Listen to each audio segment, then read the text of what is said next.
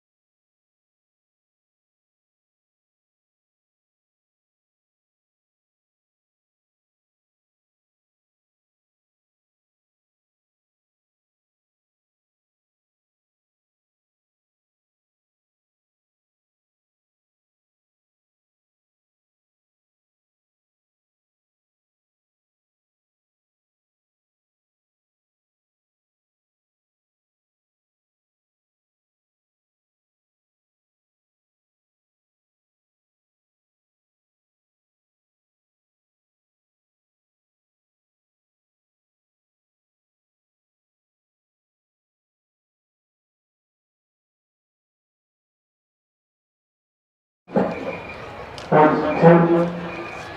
evening, ladies and gentlemen, and you're all very welcome to the go-ahead ladies senior final in Parnell Park this evening between Kilmacud Crowds and Thomstowers. The Kilmacud Crowds team will line out as follows. You're very welcome here to Parnell Park in Dublin for the go-ahead Dublin Ladies Senior Football Final. I'm fighting against an announcer at the moment, so apologies for that, but that job has to be done as well. I'm delighted to be joined here this evening as we build up to the game by Denise Masterson. Denise, we are fighting against the announcer, but look, I think we can be heard as long as we can hear each other.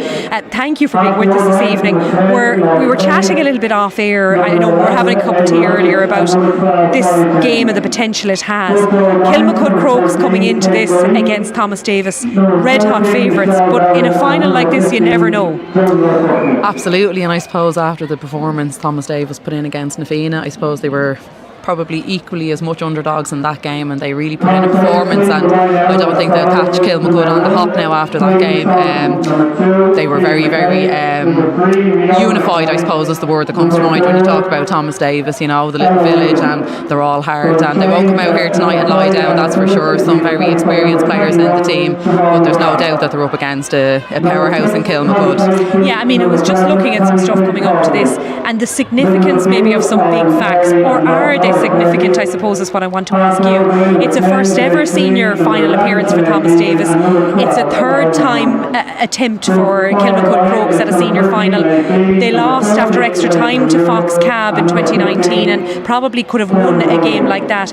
Do these things have a huge bearing coming into a final, or is it more just the two teams come in on what's gone before in the championship this season? I suppose there's a little bit of both. I do think that I suppose those facts in themselves speak to the experience and how long Kilmacud are on the road. You know, like back when Thomas Davis won their junior in 2012, went on to win intermediate in 2013, and then Kilmacud in 2014. Like, it's a long time on the road. It's the same players. I think I heard 11, 12 of those players, I think it is, that are still around. So there's a lot of experience, and I think, again, it's when teams are playing together that long, they're very sure of themselves, they're very confident, and there's no doubt that in Dublin, Kilmacud Crokes have been the team that have been up and coming for the past couple of years. I think even if you were to speak to Thomas Davis players, they would say that they're the team that have been coming up over the horizon, I suppose, hot on the heels of Foxrock maybe and Nafina. So definitely I think that those facts matter. Whether or not Thomas Davis think they matter tonight, I think the fact that'll probably mean more to them is the fact that with those players playing, they were the ones who came out the victors when they did come up against Foxrock Cabinteely or against Kilmacud Crokes that year. Absolutely. I think you're right. 11 of the team that were in that 2019 game that went to extra time. Like, even looking at the two teams met in the group stages of the championship, 3-9 to 4 points. Kilmacud won that one. But then a week later you fast forward to the semi-finals, and you've alluded to that semi-final win for Thomas Davis over Nafina by a point in what sounded like was a hugely entertaining game, and Kilmacud kept their pattern of play going with the win over St Sylvester's. You know, was it a surprise that Nafina were beaten at that stage? I suppose a few things about that in the group game when they beat them by that scoreline. I think Thomas Davis scored 3 of those points in the first half. They only scored 1 in the second half. So it was obviously a tough day. They were finding it hard to get the ball into the forward line, but they had qualified. They knew they were through to a semi-final. They may have been trying out a few things. I think the win against Nafina is going to have really bolstered Thomas Davis in terms of their self-belief, and maybe a few of the younger girls who maybe hadn't had a big win like that, and I think that's huge. I mean, I was on their Facebook page today, the video that's been put up, they've the whole community behind them. Like, it's a very strong parish. I was one of their groupies in 2012. They really get behind each other, and they've a great process, I suppose, of bringing minors up as well. I think a couple of the minors that were around then are now on the starting 15 today, and I know they've 7 minors now on the senior panel who are there learning, and it's just a lovely ethos, I suppose, to have in the club. So, you know, look, they're extreme underdogs, but you would be thinking that the heart that they have, you know, that they come out here today and put it up. Kilmacud Crokes are extremely strong, fast, fit, physical. They've everything in their favour. I suppose Thomas Davis will be rooting for the big heart. Absolutely. Now, just to, I suppose, mention some of the players that could have a big bearing here. I know Oisin will go into more detail with Ciara on the team lineups, but Olwen Kerry, we have to give her a mention. Concentrating on the club scene again this year, that has been a big part of what's gone right for Thomas Davis, hasn't it? Because she's opted for that. She was back, has won her Dublin and All-Ireland titles, Leinster and All-Ireland titles with Dublin, back with the club and back out again with Dublin and back with the club. So What do you think has influenced her to do this and kind of put that time in there? I suppose, again, like I said, it just seems to be such a tight-knit community. I know, like, I even was reading an article Pat Spillane wrote. I mean, he seemed bowled over by it when he experienced a senior men's club game with them, you know, and all when I suppose taking time out. She's hugely respected within Thomas Davis. She'd be a huge leader, no more than Siobhan McGrath. And then, you know, Sinead Digger, she would have played for Dublin a long time ago, and it was like rolling back the years watching her against Nafina in terms of pace. So, you know, we talk about the strength and depth of the Kilmacud crew, and, you know, like that half-back line is probably a half-back line that could walk onto any inter-county team. But, you know, I suppose Thomas Davis, along with that heart, do have hugely experienced players, and Alwyn Carey would be kind of leading the troops, I suppose, this year, and having the time to put into the club football. I'm sure it's been huge for them, a huge boost. Yeah, you mentioned Siobhan there as well. She has missed a lot of the year with injury, but is in on the bench there this evening, so that would indicate that hopefully she can play a part in it. Is that a big boost for them? Oh, huge, and I'd say we'd need now a few wild horses to keep her on the bench for this particular game, you know. I mean, it's the first time ever Thomas Davis have made it to a senior final, you know. Like I said, they're a very proud club. They'll have huge support here tonight, and you know, absolutely she would make a huge difference on any team coming on. I mean, you know, everybody knows the worth of Siobhan McGrath when she's on the pitch, and, you know, she would pull the strings a lot, no more than Alwyn. They'd be two very experienced players around the middle of the park, which they're going to need coming up against the likes of Laura McGee, Molly Lamb and Kate McDade, you know. So it should be an intriguing battle there in the middle of the park, particularly, I think, with the experience. But like I said, I think their backs are up against it tonight. Yeah, now let's talk about Kilmacud. I mean, we've spoken there about, you know, you've alluded to some of the threats that are there. That team is just so experienced. We've mentioned the fact that 11 of them were on that team that was beaten by Fox Cab in 2019. But the experience they've gained over the last couple of years, and even, I think yourself and Ciara were having the discussion, are there many of them that haven't played for Dublin at some level? I don't think so. I think when we went through it, I think we found maybe one or two who haven't represented Dublin at some level through the ranks, whether it was underage, minor, senior or development squads. Like, so the strength and depth is just phenomenal. Like, you know, Aoife Kane there as well, you know, her sister as well. I mean, they're super players. You know, and I think the physicality of them, if you look at them out there, you know, when you have that sort of calibre in your ranks, you know, you're talking about a different level of strength, a different level of fitness, you know. Very, very strong girls, very fast. You know, it's hard to find. You can't actually find a weak link on the team. Michelle Davern is another one. She was with Dublin. She's back in, I think, now at the moment. So, you know, they've just strength and depth all over the park. Is there a sense then for Kilmacud that this is a bit of a coming of age for them? Yeah, and like I said, it's not like it's a surprise. I think they have been an up-and-coming team. They've been thereabouts. They've had some real battles against Fox Park Cabinteely. I think they were coming up against a team who were very, very strong, who went on to win All-Irelands, Club All-Irelands, you know. So they were coming up and they were having real battles against them, coming out on the wrong side of them. But like, it's no surprise. I think everybody within Dublin ranks knows that this Kilmacud Crokes team have been knocking on the door a long time, and nobody would be surprised if they pulled off a victory here tonight. You've already kind of mentioned some of the key areas that there could be battles in, or where, you know, Kilmacud are especially strong, and where, you know, the Thomas Davis players might have to watch for, probably in every aspect of it. But where do you see some of the key battles, or the more evenly matched battles there on the field of play this evening? Like I said, in around the middle of the park, you know, Molly Lamb, I would have actually played midfield with Molly. A huge time for her as a footballer, as a person, you know, like, they're very cool heads there around the middle of the park. Molly Lamb, I suppose, in around number 6 there, if McGrath comes on, I would imagine she'll play in around number 6 for Thomas Davis. You have the midfield of Alwyn and Nora Kirby as well, who would have been the Thomas Davis captain, another very experienced player who's been soldiering a long time with them, and they're coming up against Kate McDade, you know. So there's real experience around the middle of the park, and I think that might control the tempo of the game a little bit. You know, I think Thomas Davis are going to need to move that ball fast and get it into their forward line, you know, for the younger guns maybe to be trying to get the scores on the board. But I think around the middle of the park may control the tempo of the game in terms of how quick the ball is moved and who's winning primary possession. Yeah, I'm just watching, I'm watching my hair go over the headphones and around my face. I'm sure it looks absolutely wonderful on camera. I was just while that was happening, I was just going to ask you, with a few spots of rain as well. It is a little bit windy here this evening. There was a few drops of rain. That seems to maybe have cleared off again, but there's some ominous looking clouds. Weather conditions can play a big part in a game like this. So what do you think it will have on this game this evening? Yeah, and for kickouts as well. Kickouts can be a very daunting part of the game, and I was really impressed with the kickouts down at the Nafina game in terms of finding a player and getting them on. Thomas Davis in particular, they were trying to win short ball, get off the shoulder, and I think they're going to need to do that, but they are going to need to get kick ball into their forward line. They have to get it in there quickly. Like I said, it's the physical strength of Kilmacud Crokes, I think, that would worry me in terms of it's dirty ball to be won on the ground. I just think physically they may have the strength if it came to a bit more of a battle down in the dirt. Well, I was going to ask Denise to pick a winner, but I think she's actually done that for us there, possibly, if things go to plan for Kilmacud this evening. So we're about ready to hand up to the commentary position now at this point of the evening. The rain is starting to come down. Parnell Park behind me looking resplendent, so it could have a bearing on this game, but the people who will take you through that game in style this evening are here live on Dublin GATV. You're going over now to your commentary team of Oisín Langan and Ciara Trant. Thank you very much, Angelina. The rain beginning to trickle down on Parnell Park as Kilmacud Crokes take on Thomas Davis in the go-ahead Dublin Ladies Football Final. It is the senior decider, and either way, Ciara, we'll have a new winner of this competition tonight, so that kind of makes it even more special as an occasion.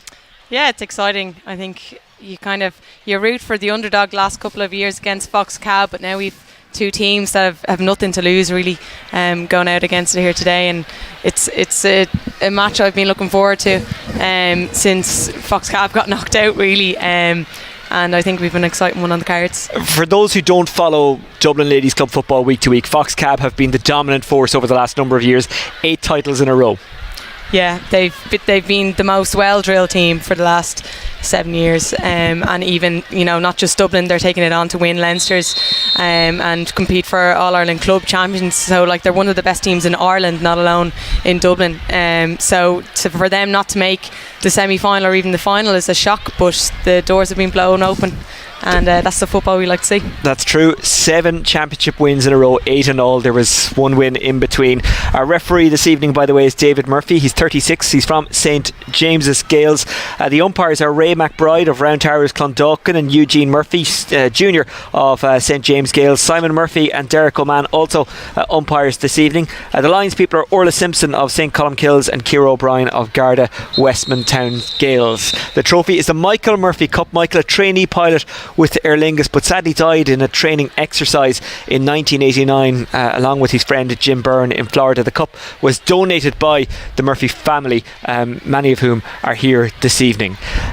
Taking a look at the teams, in what is absolutely no surprise to anyone, Siobhan McGrath, who wasn't named in the Thomas Davis starting 15, is in. She's the captain. She's a former player of the year. She's got 4 All-Irelands, 4 All-Stars. She's a big driving force of this Thomas Davis outfit, isn't she? Yeah, she's massive. I think, you'd be a brave man trying to stop Siobhan McGrath getting on the pitch tonight. I think, even her influence, if she was sitting on that 45 metre line and centre back, she'd have a massive influence on the players around her. So it's a great boost for Davis to have her on the pitch today. You've been to 3 county finals. Unfortunately, you haven't got your hands on the trophy, but what are the feelings like right now? What are the nerves like? We'll come back to that in a second, because we're about to have the anthem sung by Grace Horan, who hails from Manowar GAA Club in North County Dublin. She's a secondary school teacher in Lusk Community College, and she's about to bring us through the anthem.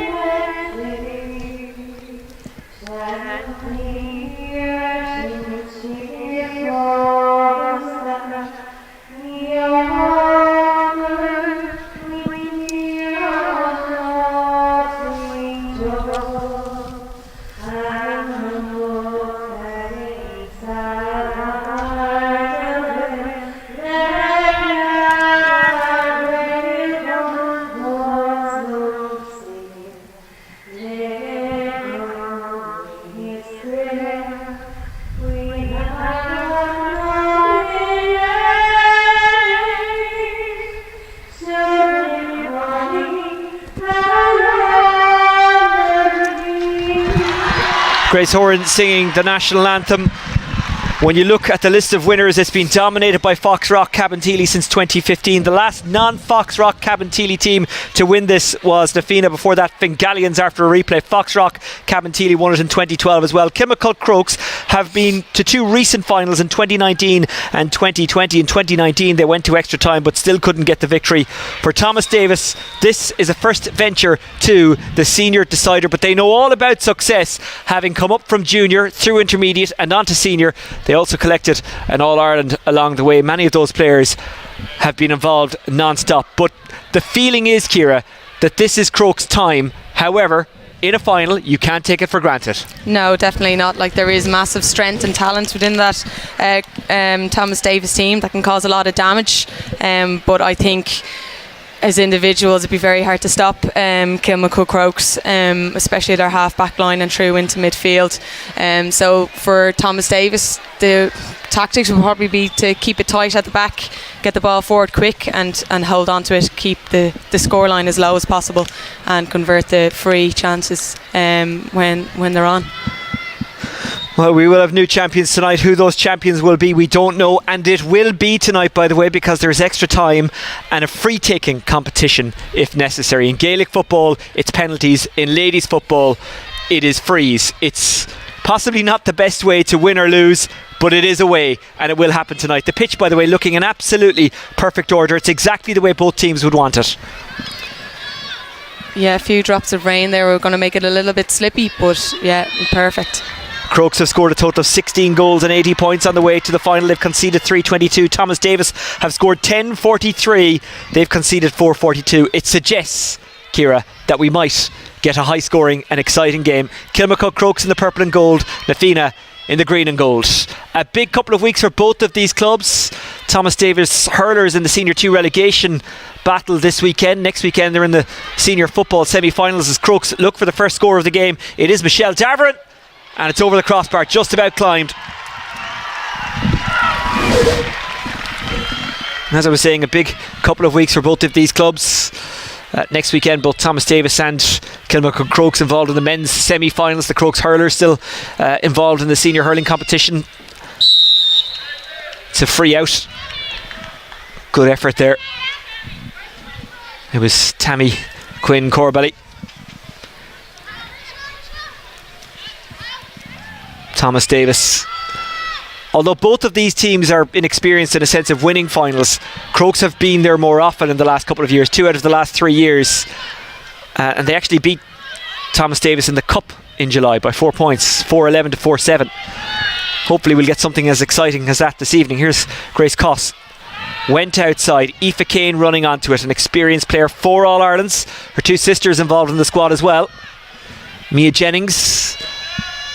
Crokes trying to cut through. Kate McDade after over carrying, and it's a free out. Yeah, lovely defensive play. You can see how many bodies Thomas Davis got around the ball there. That'll be exactly the way they'll be trying to shut down the Crokes attack.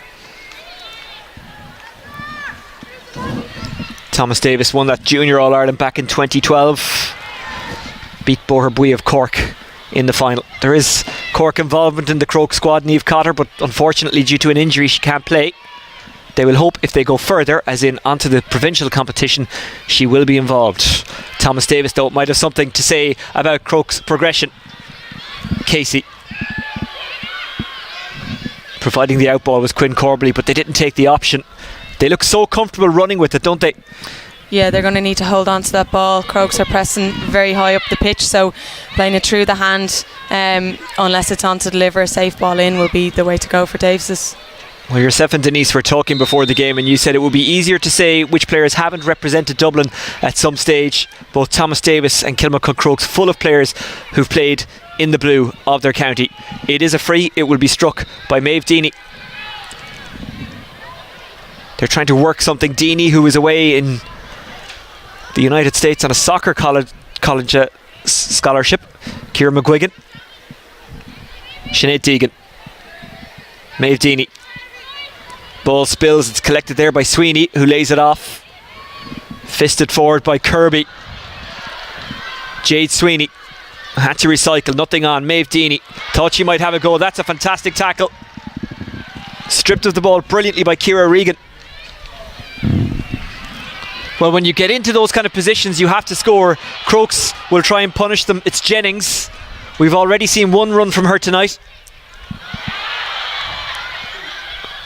They're looking for more than a point here, and that will be a free rather than a penalty. The foul committed outside the square. While it might have ended up in the square, the act was actually committed outside. Yeah, I think he gave it for the first free and was playing advantage on there, and brought it back.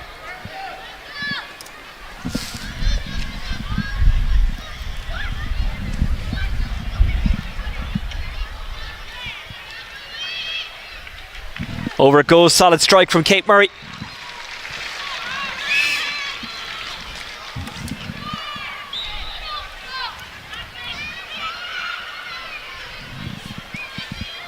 Caitlin Staunton, is that going to go out of play? It's kept in by Aoife Kane. Crokes on the attack again. Thomas Davis have really blocked the route to goal, but Crokes are so quick and they run off the shoulder, so they can open up defences. That's a good ball by Rutledge. It's taken well. Michelle Davern, she's causing problems, but that was good tackling by Thomas Davis. Put the pressure on her, and while she did get a shot away, it was somewhat smothered. Staunton.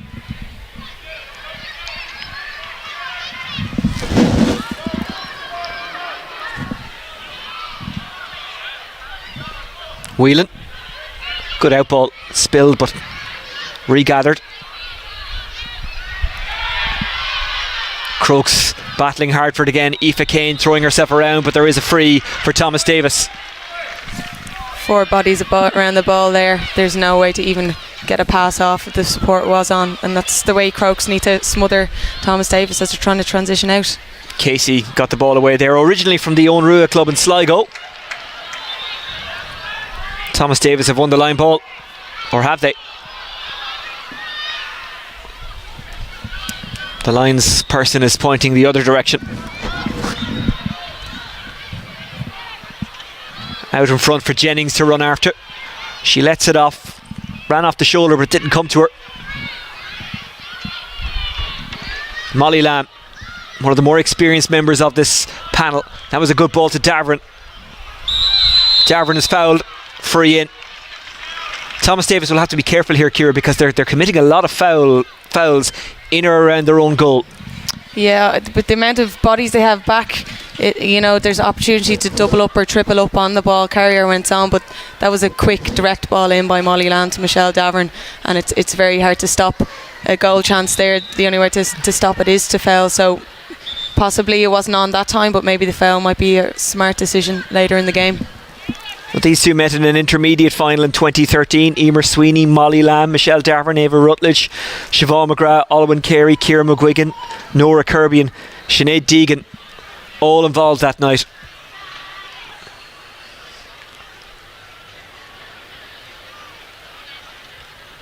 More live GA action, by the way, for you on Sunday. We've got the 2 go-ahead Dublin senior hurling quarterfinals. In the hurling this year, there is only 2 quarterfinals because of the way the groups worked.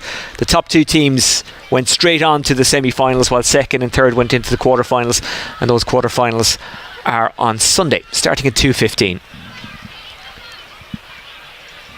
Ciara, from the Thomas Davis point of view now, is this break actually a good thing? Yeah, possibly to gather themselves. There was 2 quick, very direct attacks by Crokes there, and slowing the game down when Crokes do try to play direct would be very important for Thomas Davis. Rena McTavish, an ex-Dublin minor. She was the one who's injured, but she's okay now.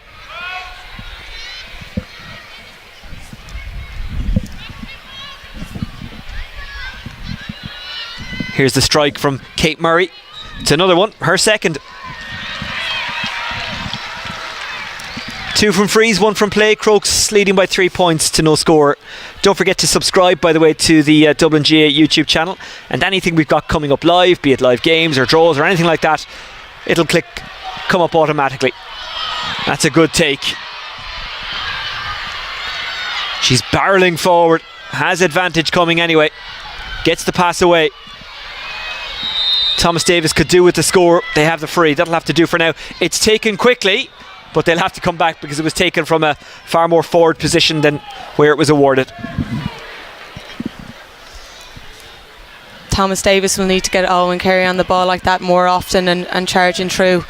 Albeit Grace Coss has massive athleticism to keep up with Owen, but that's one of Owen's strengths, so they'd like to see her get on more balls like that. Owen Carey, an All-Star in 2019, 4 All-Ireland titles. Is this the first score for Thomas Davis? It is. That's a fantastically struck free. Really fluid movement there. I think it was Maeve Deeney. Already an All-Ireland winner with Éire Óg in Wicklow. Has since transferred to Thomas Davis. Played county for Wicklow as well. Won a junior All-Star. You can see that All-Star talent in the way she strikes the ball. Lauren McGee, good pass. Molly Lamb goes long. Ball breaks kindly for Quinn Corbally. She was fouled. It's a free out. How much will that score bring Thomas Davis into this? Yeah, it will settle them, and it will settle Maeve on the frees as well. She's a lovely strike and a perfect sod for kicking from the ground. Siobhan McGrath left it behind. Laura Kane. Heard the call from Ava Rutledge. Rutledge to Mia Jennings. It's a good foot pass. Julia Buckley.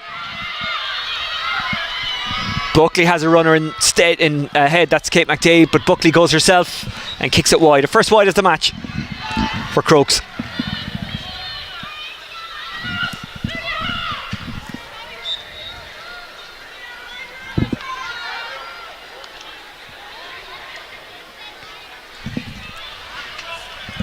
It's well collected by Kirby. Her brother is involved in the men's senior team. As I say, they're in action next weekend, live on Dubs TV. That's another free in. Well, advantage. The free is there if they want it.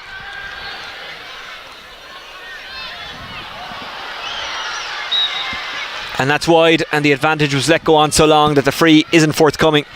So it's a let off for Kilmacud Crokes. Good ball delivered to Kate McDade. Brother Robbie plays for Dublin.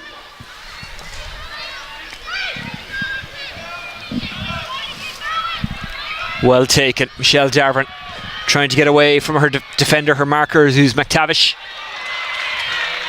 Spills it in contact, no free, says the referee.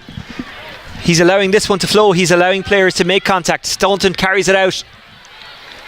And they just run out of pitch. Rachel Newell tried to get there but couldn't. McGee went inside to Kate McDade. McDade with lots of options. Jennings undercooks it. Staunton looks solid between the sticks, doesn't she? Yeah, definitely. She took on two Crokes players there on the last play and kicked the ball out with her weaker left foot. So playing with great confidence for such a young goalkeeper. Has played minor, is on the development squad. We'll hear more of her.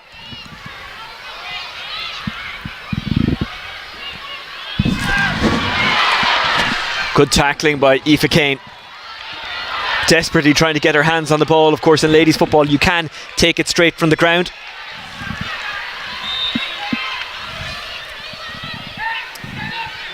Buckley. Lovely pass.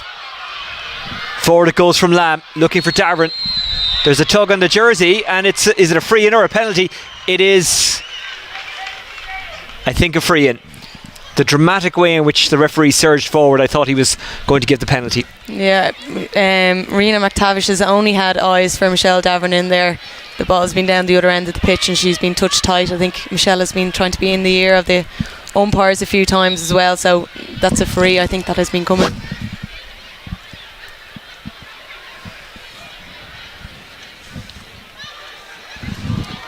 Easily kicked over by Murray. That's 3 for her. Crokes in control of the game, 3 points up, but Thomas Davis won't panic too much. They have the capability to run through, creating scoring opportunities.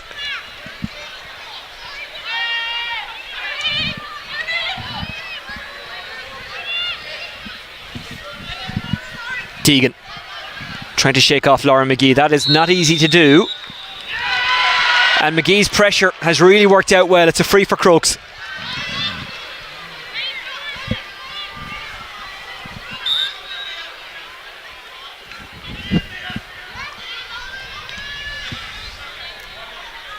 That's a good tackle. It spills to Carey, but it's a foul. The referee says there was a push.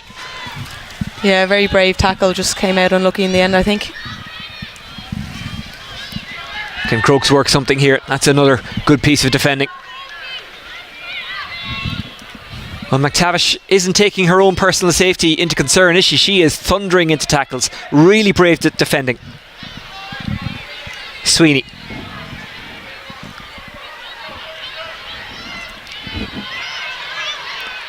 Sweeney stayed really cool under pressure.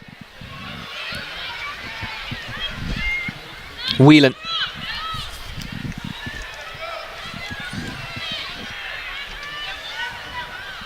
Carey. Carey spills it, but it works out. She was fouled anyway. Casey. And now the free will come for Thomas Davis. That's some good running. Carey's up to support the attack. She really rode the gauntlet there, Ciara McGuigan, and won the free. Philippa Green being spoken to by the referee. Great work from Ciara McGuigan, who is a Dublin panellist in 2019. Her mother Paula is the chairperson of the ladies football section in Thomas Davis. And here's Maeve Deaney.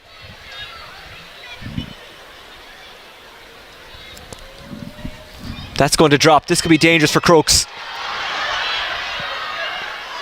Just couldn't quite keep the shot on target, Ciara McGuigan.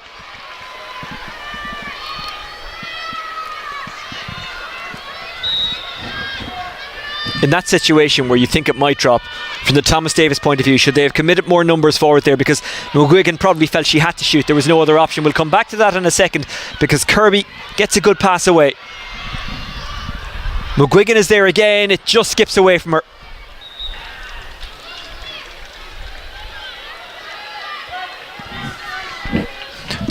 Should Thomas Davis push more numbers in a situation like that, where they know the ball is probably going to drop? Yeah, they probably need an outlet player behind Ciara, so she could pass the ball off someone in the pocket just to tap it over. But you also don't want to crowd the area too much either. I think Ciara has had an unlucky start to the game. She's had two wides that she usually pops over, and then that one there that she didn't gather along the ground, so she'd be looking to turn the game in her favour as quick as she can. She's a key player for Thomas Davis. That's a good take and turn by Darvin, trying to get away from McTavish. Got it outside to Buckley. Buckley uses her pace to get into space. Buckley still going. Buckley, can she finish this? What a goal from Julia Buckley.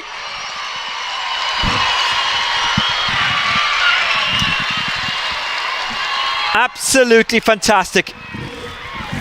Took on the entirety of the Thomas Davis defence and won.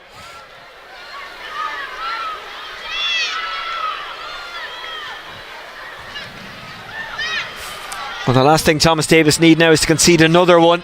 It's a little bit loose in defence. They might get away with it. Jade Sweeney back to help out. The free out has been awarded. We might get a look at that goal in a second. It's worth another look. It was absolutely brilliant. That direct ball into Michelle Davern again. Player for here it is. Davis it here. Held on to it. It's a good take and played turn. on, waited for the advantage to come her way. I think Collie Casey got a bit unlucky here coming up with the slip. And Julia Buckley very composed.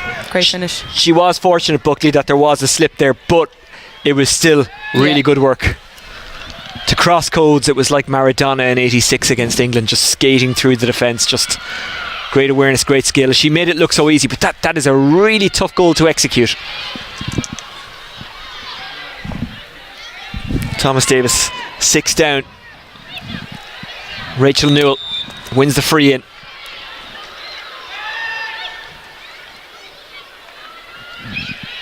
Lauren Young. A little bit too much on that one. You could see what she was trying to do, but McGuigan hasn't given up on it, and McGuigan has won the ball. Laid off to Newell. It was Deaney who won it and gave it to Newell. Newell looking to work something for Thomas Davis, and it's a free in.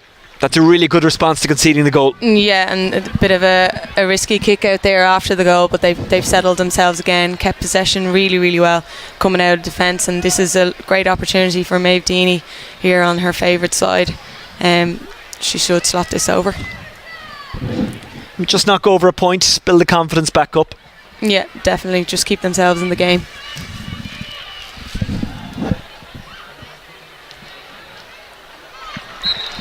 It's a good score by Deany. Thomas Davis have pushed right up on this kick out now, so they'll be looking to turn it over. Dervla Gower in goal for Kilmacud Crokes, formerly of Curra Finn, played for Galway in 2021. And the kick out is intercepted. Deany got there. Thomas Davis urged forward by their supporters. McGuigan is bottled up but wins the free in.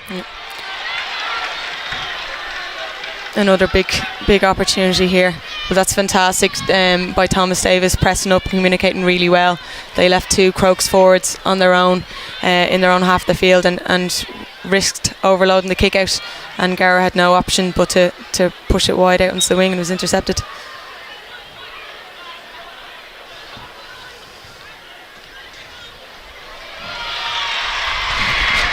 Well taken by Ciara McGuigan. Yet to score from play, but they won't mind so long as they can keep that scoreboard ticking over, which they have done since the goal. 1-4 plays 3. And they look to win this again. Good hand in from Quinn Corbally. That's a fantastic fetch of the ball by Quinn Corbally. Laid it off. Deany. Sweeney. Deany. Great pass. Running onto it is Jade Sweeney. Has a look up, sees that Kate McDade is blocking her route to goal. Lauren Young. Sweeney. Collie Casey regathers, has the time. Casey receives it back. Good pass, trying to battle her way through is Kirby. Kirby has got through, and Thomas Davis have finally got a score from play. Nora Kirby finishing it off magnificently. Just 3 points between them. Momentum has really swung in Thomas Davis's way now, and you can hear the crowd getting behind them. Really need to get their hands on the ball. Well, Nora Kirby, who spent 4 years in Sydney, they were delighted to get her back in Thomas Davis. You can see why. Yeah, she showed her strength, bursting through 3 or 4 Crokes players. Fantastic score. Jennings picks it up, having dropped it. Laura McGee, speaking of players who spent time in Australia, she was at Melbourne. Fox Cabo know all about having players in Australia. Of course, Sinead Goldrick was down there as well. Michelle Davern pops it off. Can Crokes stop the rot? They can. That's a good score by Kate Murray, her 4th of the match, her first from play. They had conceded 3 in a row. That's their first score since the goal, and it keeps them 4 in front.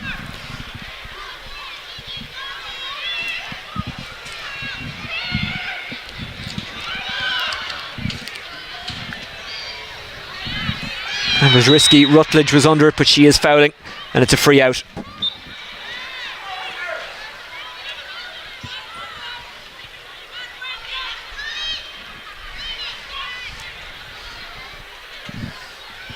McTavish bottled up by Murray. Again, great composure. McCabe somehow got the ball away to Whelan. Now it's Nora Kirby. Good take. McTavish. Thomas Davis, through sheer will and determination, keep possession of the football. Sweeney looking for options. Finally has one. Casey. 2 marked her. That means there was space for someone else, and that someone else is Rachel Newell.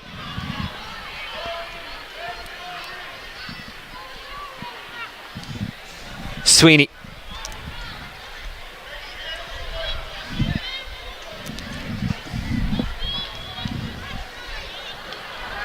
A vital hand in there. Laura McGee trying to get away from Sweeney, wins the free.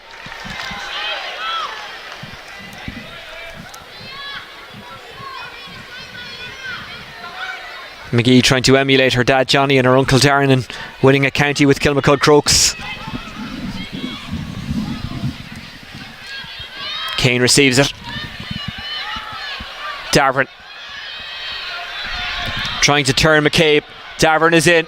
Has Buckley inside, takes it on herself, comes off the woodwork. Will it fall to purple and gold or green and gold? It falls to green and gold.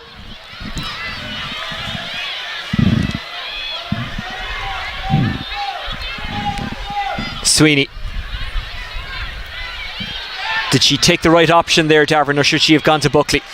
I'm not really sure. I think she's under a lot of pressure. Player coming in from her left hand side. I think hand pass over the bar is probably a safe option at this time of the game when they're trying to get a score back on the scoreboard. Aoife Kane. Advantage coming. Jennings, plenty of green. Jennings bobbing and weaving around Sweeney. Now trying to get inside Whelan. Still going. Jennings. Murray fancies a go. Murray floats it over. She's having a fantastic game. 2 points from play, 3 from frees.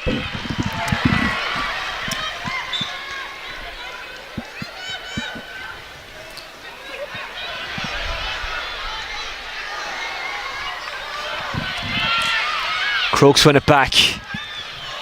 That's a perfectly delivered ball. Rutledge didn't catch it right, but to be fair to Thomas Davis, they crowded around her and put her under real pressure, gave her no time, no space. Yeah, fantastic scramble defence. As soon as that ball broke from the kick out, Ava Rutledge turned and headed into that empty space in towards the square, and Aoife Kane's exactly the type of player you want on the ball in those situations. She's very good at scanning deep, and that ball over the top to Ava was a lovely one, and unlucky not to get a score there. And Michelle Davern was off her left shoulder as well, so a goal chance was possibly on there too.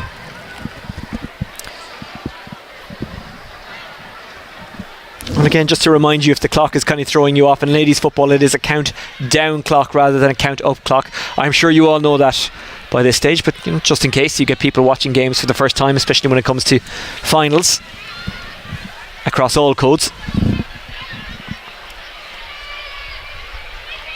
Thomas Davis have switched Cleena McCabe onto Michelle Davern about 4 or 5 minutes ago now. I think they might be worried about foul count from Rena McTavish and the damage Michelle doing is when she wins that direct ball in. Cleena McCabe, originally from Castlebar Mitchells. Aoife Kane could have laid it off, took a risky one into Rutledge, and it's intercepted by Casey. Are Crokes taking too many unnecessary risks? No, I don't think so. I think that pass could have been executed a little bit better, but the space is in there behind Thomas Davis is 21, so it's on. It just needs to be executed a bit better. If they beat the press, they could have Thomas Davis in trouble, but too many times the pass hasn't been delivered right, or a defender has, in fairness, read it better and just got something in the way, got possession of the football. Crokes have got a free here. Molly Lamb, Julia Buckley, who got that absolutely wonderful goal. Here's Grace Coss. That's a big collision, and the referee does the right thing in stopping playing. Safety first. Nora Kirby is the one who's down. Mark Sheehy is the physio.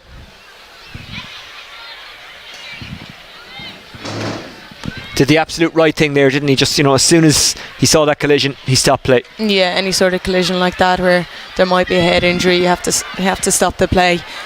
Two very physical players as well, and a bit of pace carried into the challenge as well. But as a defender, you want to stand your ground, and they're the kind of hits that you have to take, especially in county finals. So it's a good challenge, a brave challenge, and if you can bounce away like that after the challenge, you'll be happy to take hits like that all day.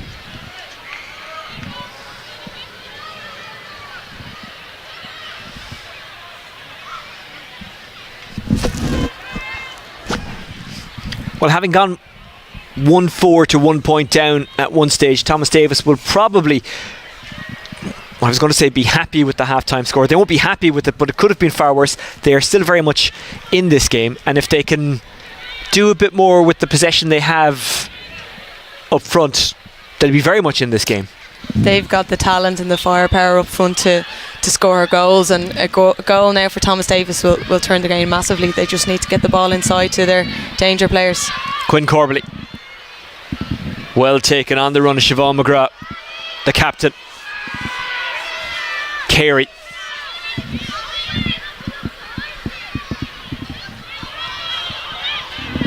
Carey still going somehow. Deanie. Deanie wanted the ball inside, she didn't get it. Dropped and regathered by Deanie, trying to shake off Ciara Regan. That's a good ball inside. Sweeney gave it back. Deanie. It just won't open up for her.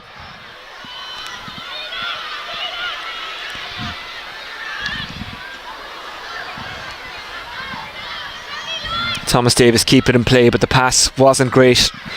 Quinn Corbally had to retrieve it. McGuigan. Quinn Corbally just about gets it under control. Back inside to McGuigan. McGuigan goes to ground. And it's a free out. Well, that is worth another look. We'll get a look at that at half time. That could be a major turning point in this game. Thomas Davis, probably the best chance they've had at a goal. But instead of getting a shot away or winning a free, they gave away the free. Now they've given away another one.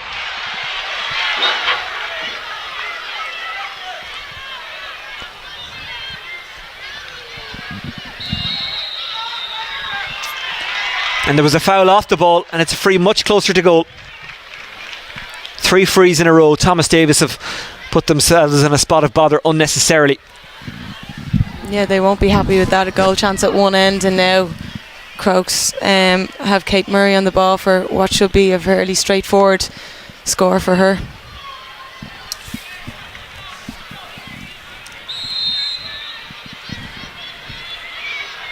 Well, this to put them 6 points in front.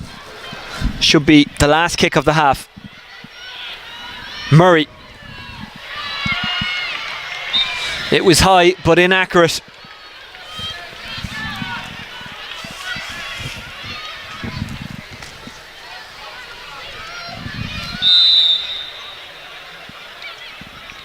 Well, I said the last kick of the half. I should have said one of the last kicks of the half. Quinn Corbally laid it off.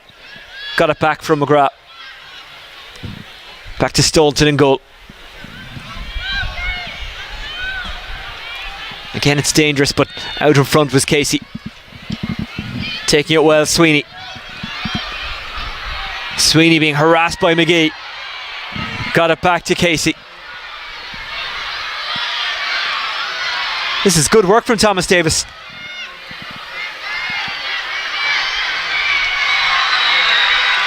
And the referee, once again, has blown Thomas Davis up for steps, and Crokes will go on the attack.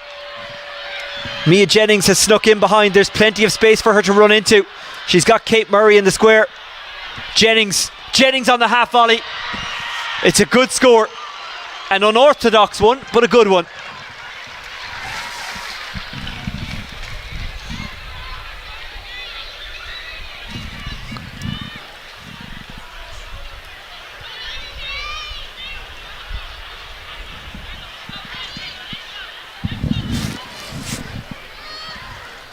Well, it must be frustrating for Thomas Davis that occasionally they've got themselves into trouble through fouling. Yeah, I think half time now will work in Thomas Davis's favour. They want to get there still in the game. At the very least, they have a free out. 6 between them.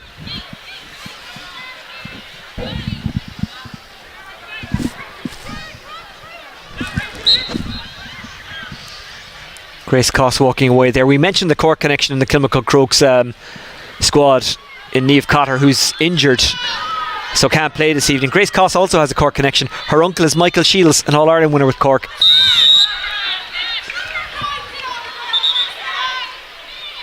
Free in for Crokes.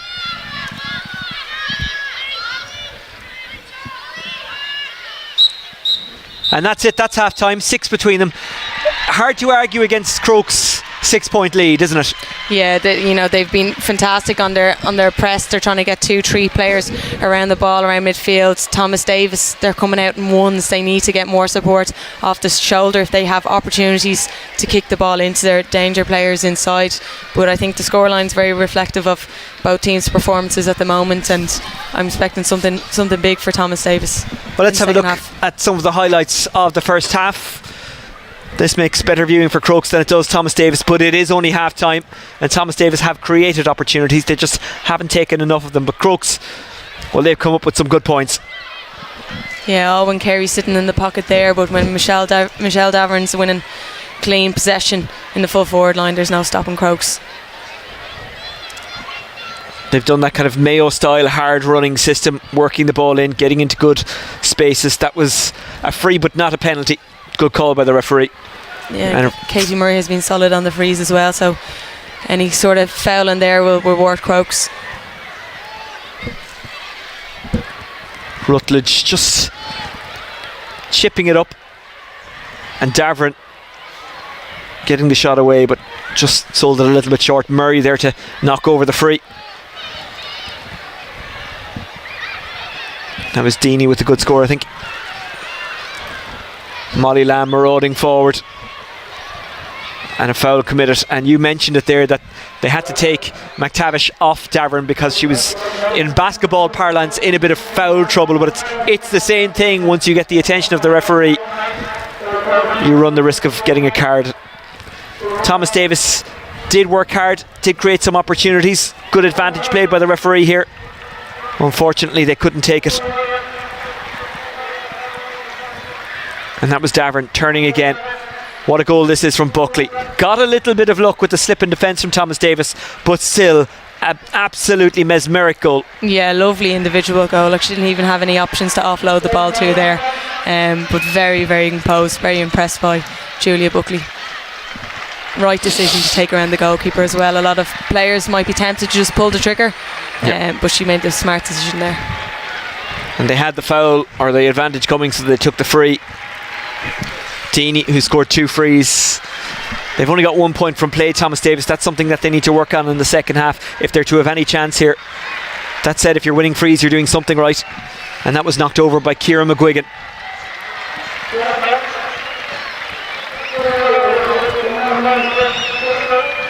That's their only score so far. Kirby, who later in the game came up with a brave challenge, but dusted herself off and got up again and kept going. Kilmacud Crokes taking the point here when potentially a goal was on had they worked it in, but the argument is take your points and the goals will come. Davern turning again, had Buckley inside, chose to fist it, came off the woodwork, and it just got away from Buckley.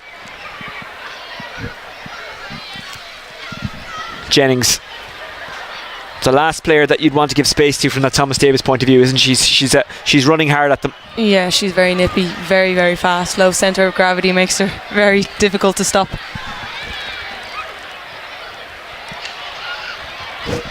Working the goal opportunity, McGuigan, and the referee said that she basically hit the deck and just hung on to it, and that's a free out as opposed to a penalty. Yeah, I don't think there was massive contact there. Sometimes you might get away and win the penalty, but for me there wasn't too much in it there. But the key to that chance was Tammy Quinn Corbley getting up the left hand wing. They need to get her up that pitch and her pace a lot more.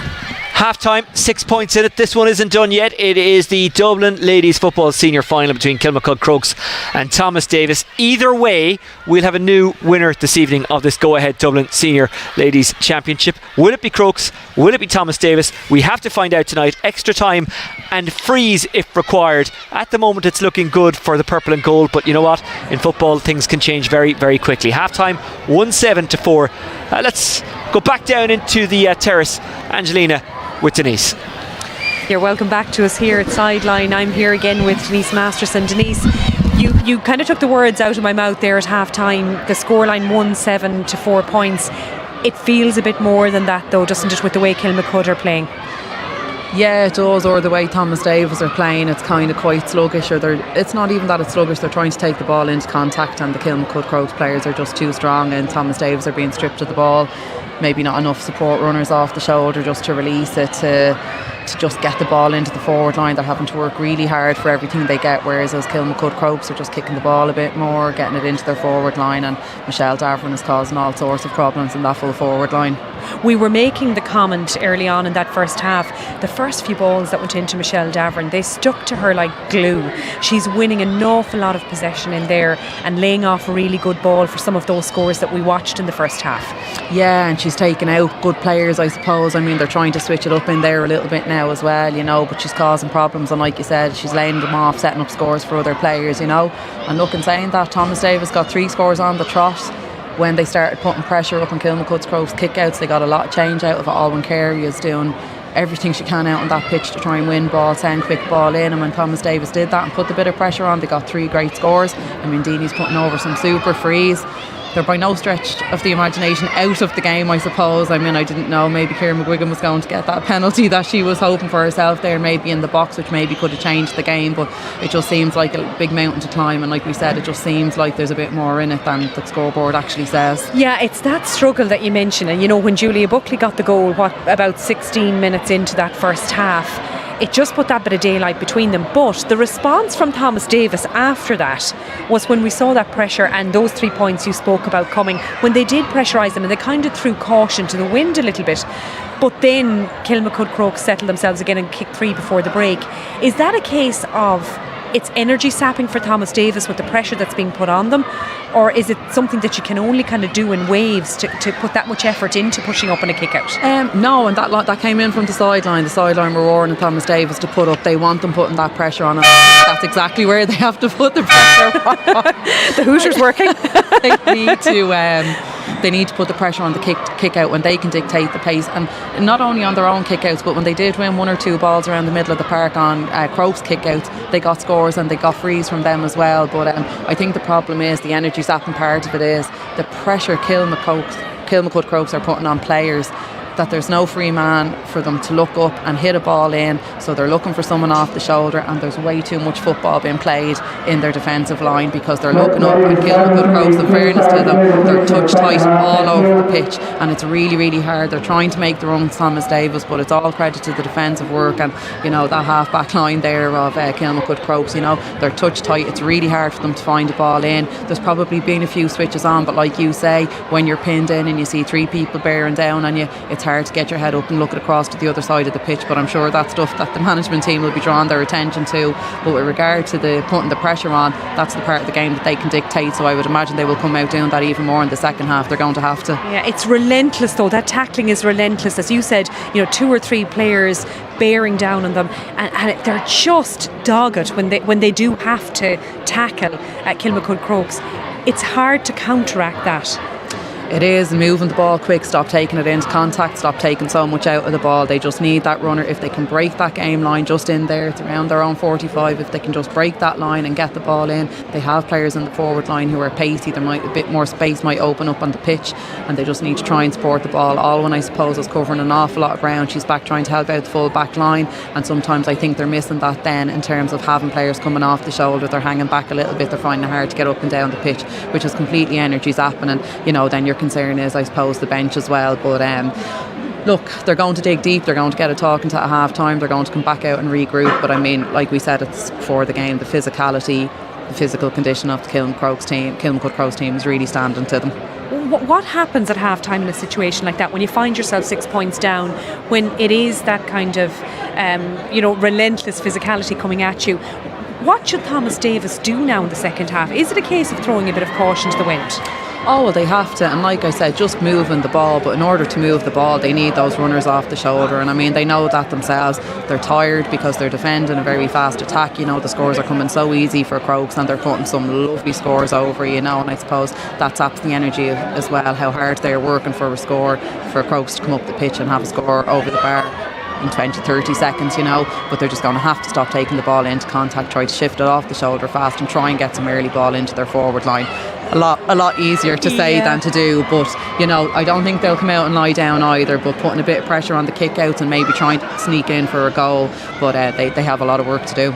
We alluded to some of the flash points there. I see the teams are about to come back out, but what would you think there was a call for a penalty or a case for a penalty up here?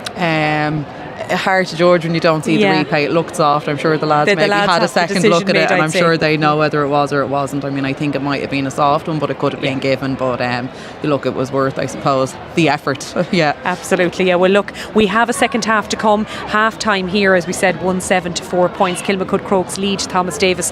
We're live on Dubs GA TV for the go-ahead Dublin Ladies Senior Football Final, and a brilliant atmosphere here in Parnell Park. I'm sure Oisín and Ciara talked you through the under-16 team coming on there at half time. Absolutely lovely to hear the reception they got, and lovely to see some of our younger supporters out there on the pitch this evening as well, having a bit of a kickabout at half time. I think it's almost time for us to go back upstairs. We're waiting on Kilmacud Crokes to re-emerge, but I think we can probably, hopefully, hand you back upstairs to Oisín and Ciara if they've gotten the tea in at this stage.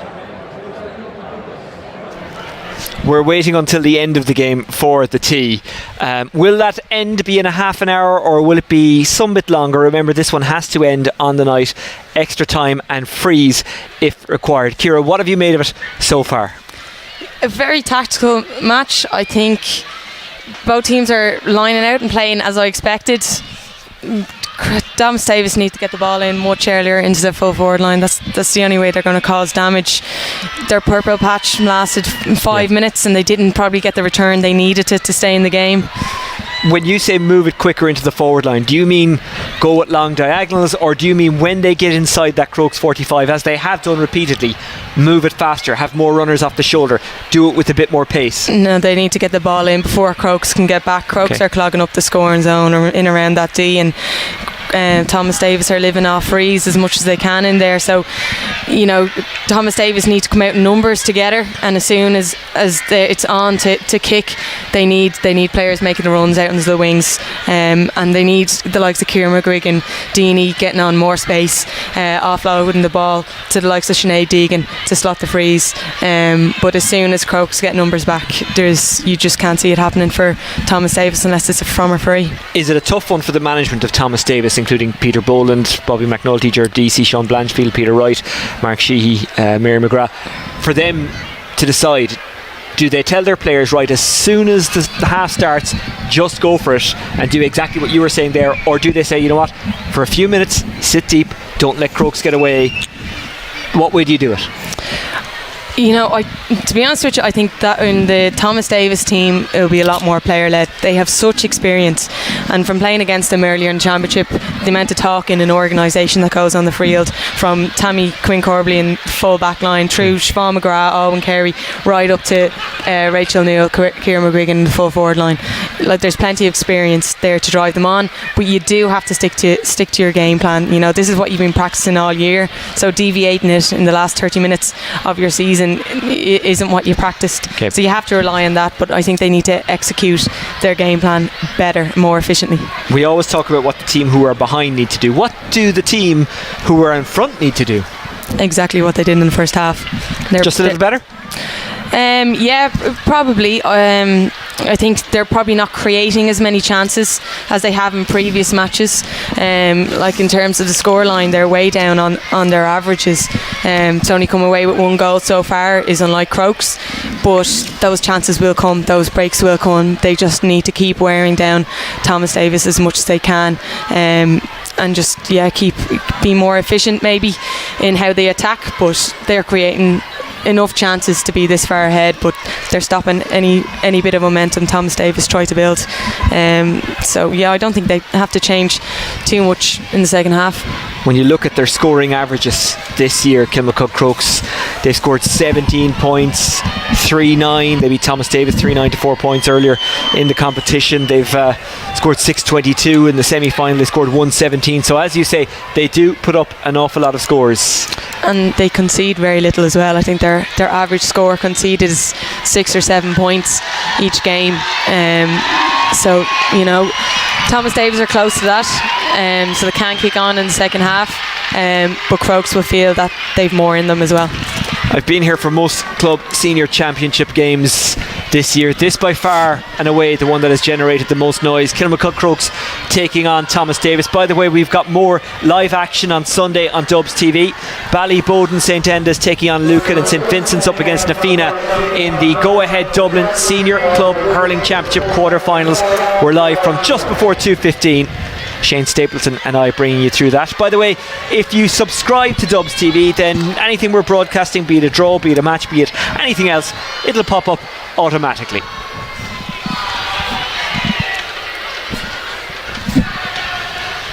Well, the rain that threatened earlier on has held off for now. The pitch in good condition. Not a puff of breeze in the air as well. Ciara, perfect conditions for a match. Yeah, I was a bit worried before the start of the first half that conditions were going to take a bit of a turn, but they've settled nicely, and like the flags are barely moving down here, so ideal conditions for the second half county football. Well, here we go. We're about to start the second half. Our referee, David Murphy.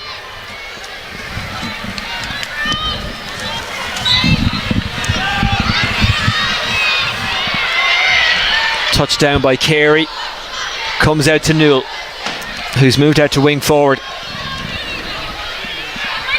Thomas Davis not afraid to carry the ball into tackles because they know they can get out of them. That's a good turn from Ciara McGuigan, who wins the free in. A really positive start for Thomas Davis. Yeah, exactly the start they would have wanted, getting the ball into a danger player, Ciara McGuigan, and she's a very smart footballer, so she can win frees like that all day. And then the move breaks down and McDade comes away. Comes to Rutledge. Coming out to meet a Buckley. Buckley trying to get away from Whelan. That's a smart turn by Buckley, who's unceremoniously tugged back by the jersey. Rutledge. Davern. Rutledge running off the shoulder.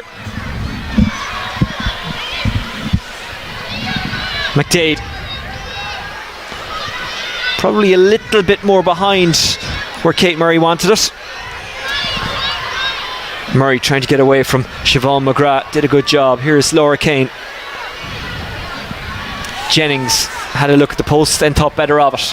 Grace Coss makes the run inside. Didn't get it back, but it still pulled a few defenders. Davern, an excellent score. Her second of the match.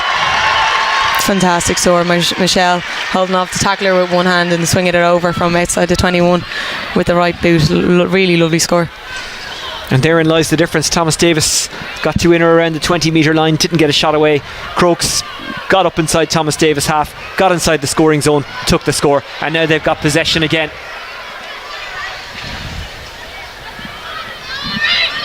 Grace Coss. You wonder how much the experience of losing two finals in recent years is driving Crokes on. McDade, it spills and Staunton takes it. That would have been game over had she got a goal there, I think. Staunton has to be careful, and is.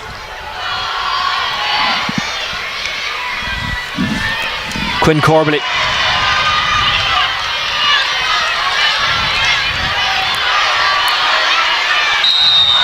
That's a free for Thomas Davis.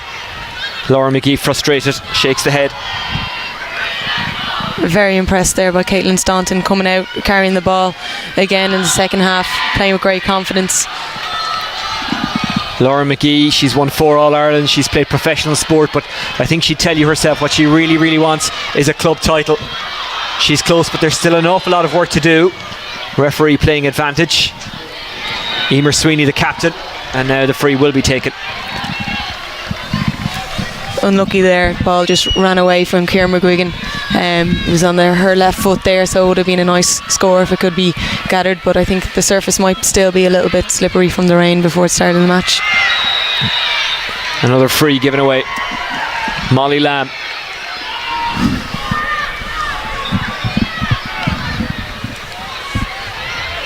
Molly Lamb barking the orders, which she can do in 4 languages. Speaks English, Irish, French and Spanish. Teaches French and Spanish. Yeah, I don't think she was barking the orders in French and Spanish there though. I'd say it's all in Stillorgan English. Here's Julia Buckley. It's a free out for Thomas Davis.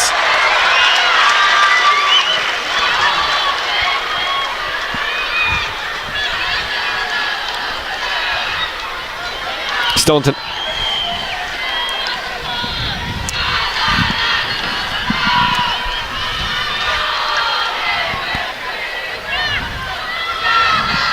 Staunton, there is an out ball again. That's a little bit loose. Newell does well to get there.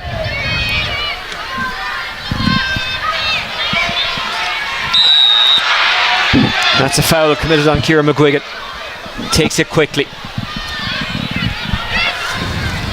Orla McGuigan came on at half time. Orla McGuigan, she's got a bit of something about her, doesn't she? Orla McGuigan, well defended, but the free was coming anyway. Great passage of football by Thomas Davis. That's exactly the kind of football they need to play.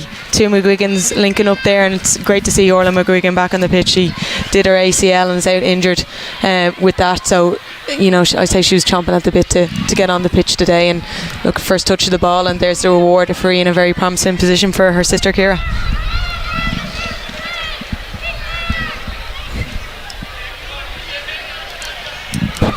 And Ciara does the necessary. They're still hanging on in there.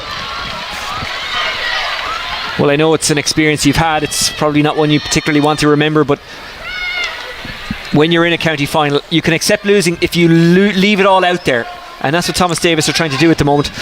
Long way to go yet, so Crokes know that. They won't be taking it for granted. Julia Buckley goes to the ground, having been pushed by Emma Whelan.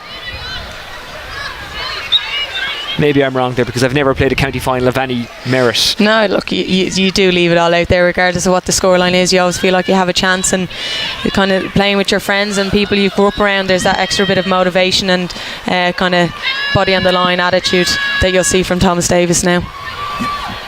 Jennings trying to get away. It's a good tackle. Jennings hasn't given up on it.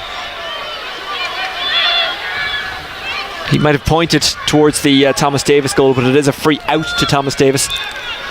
That was a lovely tackle by Siobhan McGrath, textbook near hand, and Mia Jennings has the pace on her, so an important tackle to make, especially through that middle channel. Could have been a nice opportunity there for Crokes if McGrath hadn't got the hand in there. Excellent defending.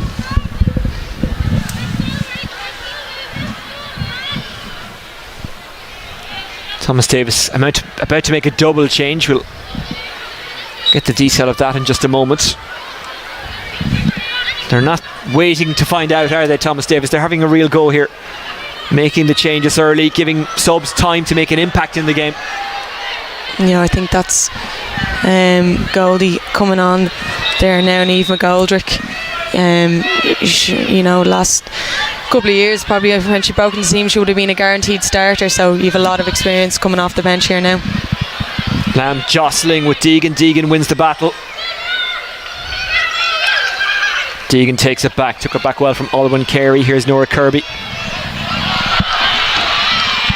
Now, can Thomas Davis do what you were talking about? Move the ball quickly, do damage once they get inside that 45.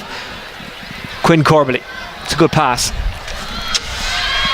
Quinn Corbally continued her run, but she was well covered. And Thomas Davis win the free in. It was good work from Orla McGuigan. Yeah, lovely. Tammy breaking off, creating the space for Orla McGuigan to cut into, and she's a threat. 2 touches the ball, and here's another free opportunity here, so Crokes need to tighten up on Orla McGuigan.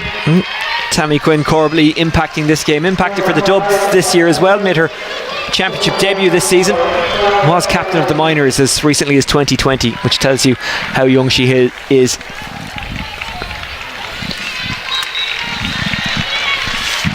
I think that's Jade Sweeney who's gone off.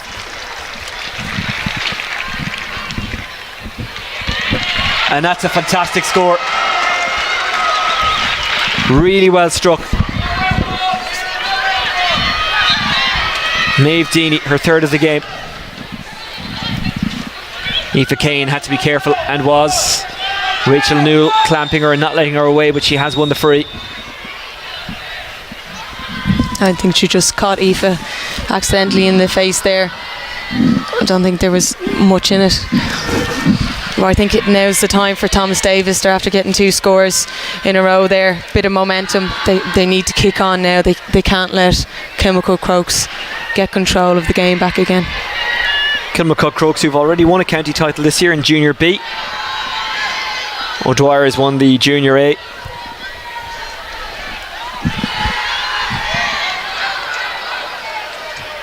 Thomas Davis winning a title as well in Junior H, beating Nafina. Nafina, whose first team, their senior team, whichever way you want to phrase it, got to the final last year. Many people fancy them this year as well, but they fell at the semi-final hurdle to Thomas Davis by only a point, 1-8 to 10 points.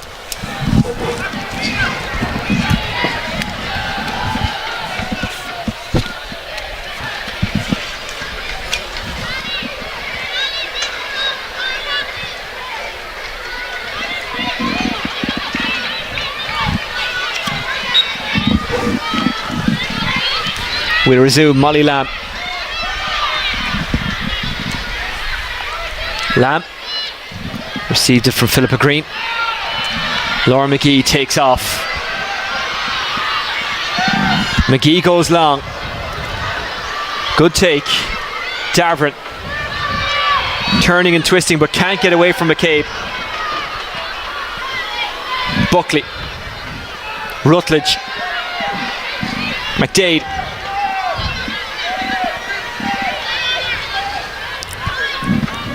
Jennings.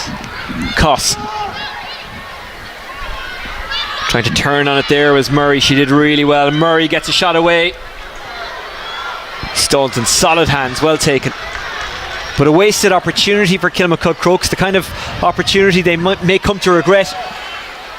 Yeah, they lacked that bit of composure they had, and that cut that they had in the first half now, and momentum's still with Thomas Davis. If Thomas Davis were to get a couple of quick fire scores or a goal, it would really put this one into the melting pot. And for Kilmacud Crokes, they are the favourites, they are the more experienced of the two teams, but ultimately they've never won one, and the doubts do begin to creep in maybe. Yeah, I don't think they're playing with doubts at the moment. Maybe during the first half a few crept in, but they've no reason to doubt themselves now. A goal would really bring them right back into this game.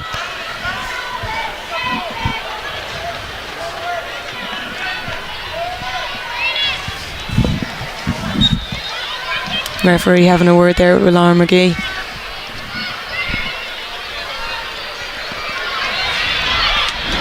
Thomas Davis storming forward, well taken, sail up in the air by Brennan, I think that is. They're trying to work something. They do work something, and they get the score. I think that was Deanie again who hit it, her first from play. Kira Regan. 11 plays 7, just 4 between them, and Thomas Davis have the wind at their backs now. Colin Casey.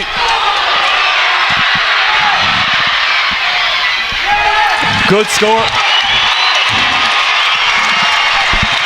Well, they had the momentum.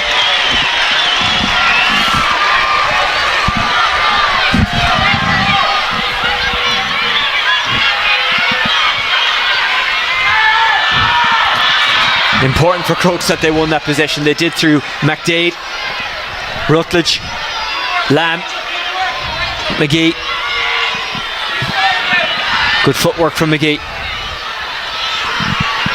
Jennings taking on all comers as usual. Got a little bit isolated, now has support. Rutledge. Fantastic block down from Quinn Corbally.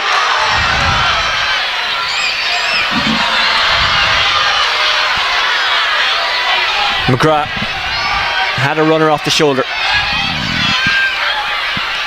They look so composed at the moment, Thomas Davis. Yeah, and Eve McGoldrick having a great influence around centre half forward.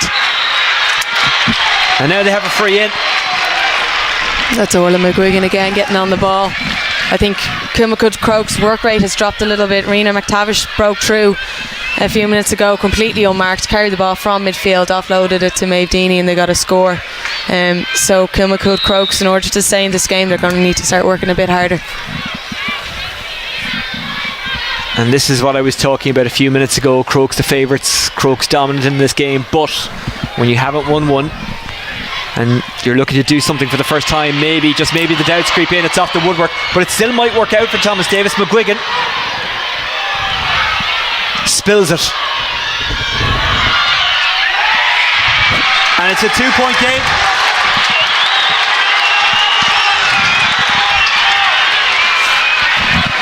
Rachel Newell, her first of the match.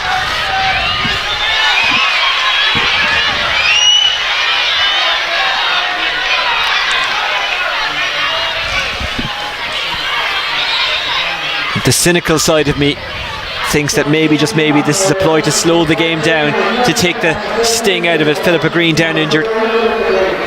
And Cassie Sultan was standing on the sideline there for a couple of minutes waiting to come on. So maybe it might be tactical. But Cassie has been eager to get onto the pitch.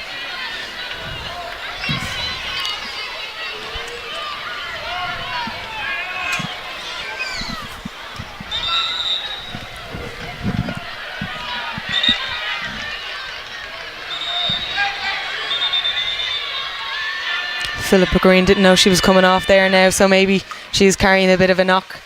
They brought on Cassie Sultan, who's not a defender. She's playing wing forward, marking Tammy Quinn. So a bit of a tactical change here. Laura McGee has gone back on Orla McGuigan, who's been causing a lot of damage. So I think Crokes are trying to tighten up a little bit here. Grace Coss.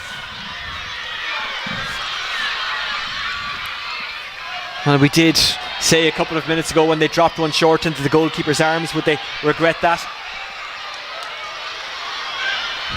You don't want to have any regrets after a county final.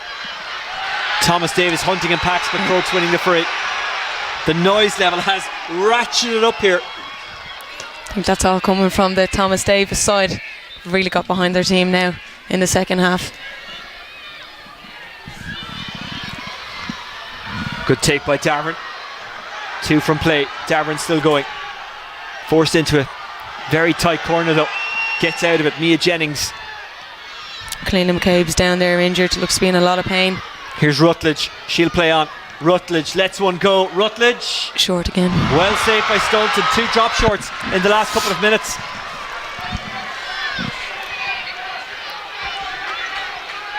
Well, points from Rachel Newell, Sinead Deegan and Maeve Deeney before that have got Thomas Davis in a very, very good position.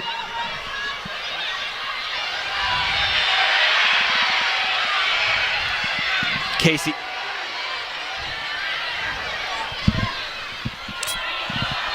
A rare stray ball in the second half from Thomas Davis. Molly Lamb. Lamb is fouled, free. Just directs Laura McGee, who receives it. Chasing back is McGuigan. McGee. Lamb off the shoulder. Jennings. Sultan. Sultan a little bit isolated. She'll have to go backwards. Jennings. Sultan. Rutledge. McGee, who's fouled. A slight contact, but still a foul. There was great defensive shape by Thomas Davis there in that play. They had one player sitting in the pocket at one stage. It was Owen Carey, then switched to Emma Whelan, and then man on man everybody else pushing Kilmacud out, make sure they don't get inside the scoring zone.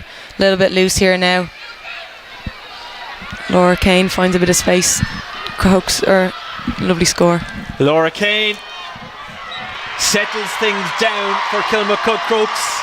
They were 1-8 to 4 points up, and then Thomas Davis went on that run where they scored 5 in a row, but Crokes have just responded. 3 between them again.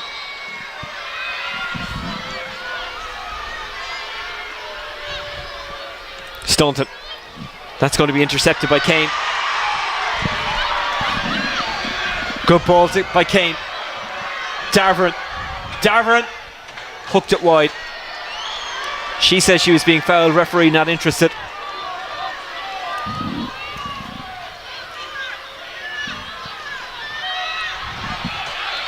Quinn Corbally running after, trying to get there. Molly Lamb. Quinn Corbally has possession. Sinead Deegan is completely isolated if she could get the ball to her, but Lamb fouls Quinn Corbally. It was what I'd call a clever foul from a defensive point of view. Yeah, Tammy had a lot of space to attack there. And it's completely slowed the game down now, giving Crokes a chance to set up. McGuigan races out. She wanted the ball, didn't get it. Here's Kirby. That's left behind. McDade couldn't take advantage.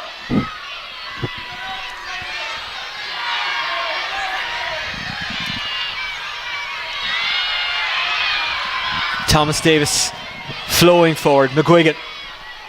That's a good ball in behind. There's a goal opportunity. Crokes get bodies in the way. Trying to pick it up as Deeney. And I think we'll go for a throw ball. There's a fantastic run by Sinead Deegan there. She was out on the sideline at one stage. Diagonal run into the danger zone, and very well spotted by Ciara McGuigan, and a lovely weighted pass. Swallowed up very quickly though. Crokes were very alert to that.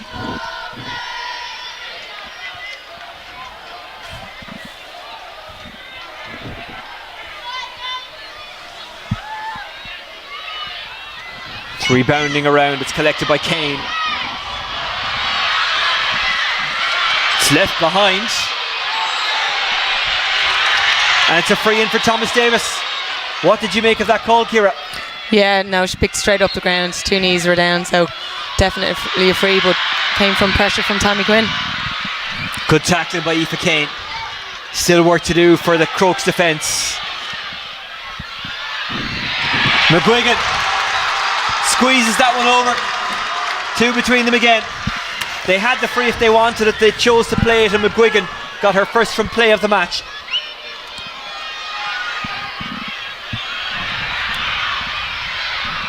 Well, it's 6 points to 2 if you just take the second half into consideration. Thomas Davis very much on top in the second half, but Crokes keeping their noses in front, wanting the ball there is Grace Cost. It's a little bit loose. It's won back by Thomas Davis. It's fantastic work, fantastic defending. Bodies on the line stuff. Here's Kirby.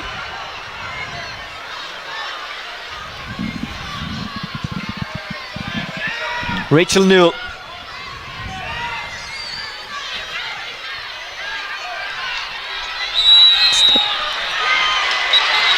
Took too much out of it. Free for Crokes. Overcarried. Yeah, Rachel knew herself. She overcarried there. Michelle Davern has moved out to the half-forward line.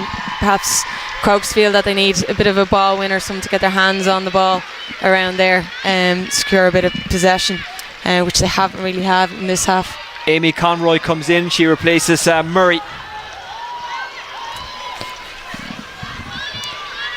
Amy's a goal getter. Very, very hard to defend, so might be something on the cards here for Crokes. Lamb. Straight away they look for Conroy. Conroy, who's got a bit of pace as well. Slips up. Free in. Talk about an immediate impact. Now from that tight an angle, I wonder will they try and work something, or will Rutledge just go for it? Yeah, Laura Kane sitting here on the 45. It's exactly who she goes to. Kane. McGee wants to run onto it. McGee does run onto it.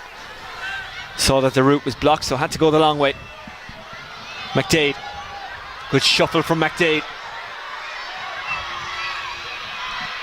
Buckley, who got that fantastic goal in the first half. Kane. McGee. Coss. Lamb. Rutledge. Good take by Grace Coss. Lamb. Lost it, having just put too much into the solo. Advantage coming, Grace Coss. Free in. Well, Thomas Davis will argue that she lost control of the ball and ran into their player, so it shouldn't be a free. What do you think? Yeah, I think that ball was there to be won. It was just the unlucky collision. I think Thomas Davis came off the worst of that. Molly Lamb seems to be walking around fine, talking to her team, trying to settle everybody. And this is a good break in the play. I think this is going to work in Kilmacud Crokes' favour. We have Ava Rutledge on the freeze now. Kate Murray gone off.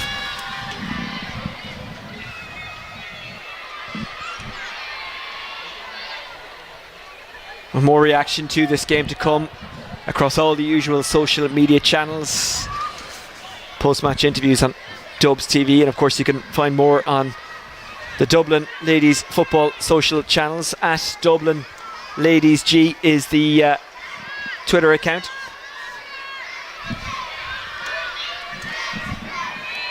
.25,000 members in 74 clubs. I'm sure that will grow and grow and grow.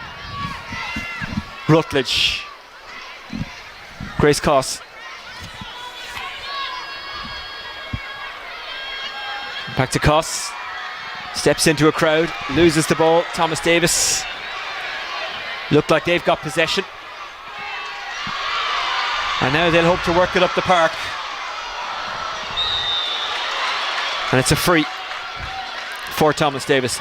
It's a big hit there, and that's Siobhan McGrath coming out of a flurry of players in there. She's the one, if there's anyone in there that's going to pick up the ball and come out with it, it has to be McGrath, and that shows her lion heart and her leadership quality there.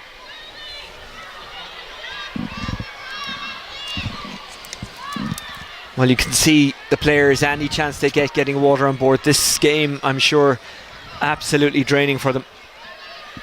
Yeah, this is where strength and conditioning is going to come into it now.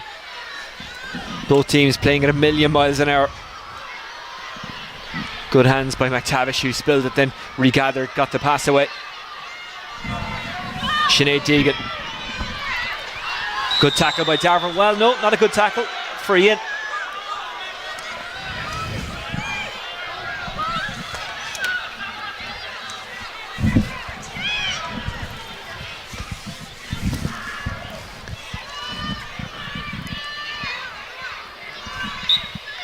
Thomas Davis have time, but I do wonder, will they be thinking about going for a goal, because chances might be limited. They've only in or around 4 minutes plus injury time left.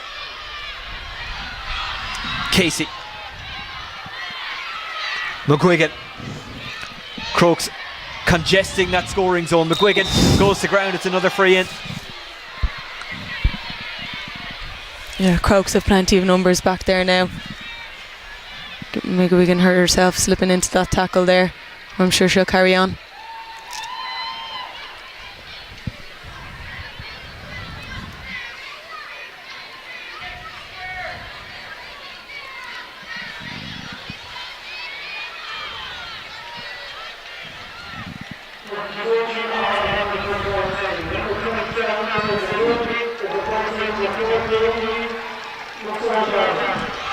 Deirdre Duke coming in for Kilmacud. Crokes talk about having big game experience, not just in football, Irish Hockey International.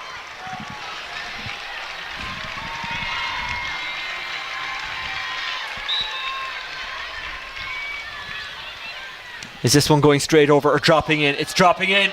Who's it going to drop to? It drops to purple and gold. Molly Lamb. That was just a case of booting it out of defence and hoping for the best. Rutledge gets to it, goes out over the line. It's a Crokes ball. Well, that worked out for Crokes. It was more by accident than design, I think. Yeah, 3-on-1 there, and McGrath got her hands to the ball to stop Ava winning it clean, but unfortunately went over the sideline. Molly Lamb, who's experienced a lot of heartbreak with Kilmacud Crokes in recent years. 2 county finals lost, didn't even get to the final last year. Here's Conroy. Conroy trying to make sure of it. Here's the call from Jennings.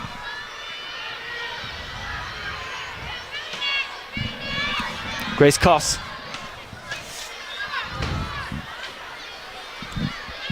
McDade showing her strength again. Grace Coss back inside. Laura Kane. Kane spotted the run of Aoife Kane, the sisters combining, but that was a fantastic piece of play from Quinn Corbally to get across. She was fouled. It will be a free out. Well, she had to get there, because if she didn't, Kane was in on goal. Yeah, very brave challenge by Tammy, but that's exactly what she does best. She's a huge player, inspirational player, and she's going to be a star for Dublin, particularly even maybe captain Dublin later on in her career. But you know, she'll do tackles like that all day. Her block earlier in the match was fantastic. Just a little bit of cramp here. That just shows how hard she's worked throughout this whole game. It's a yellow card for Aoife Kane. Well, you mentioned that Quinn Corbally will lead Dublin into the future. As we were saying earlier on, she's already captained the minors.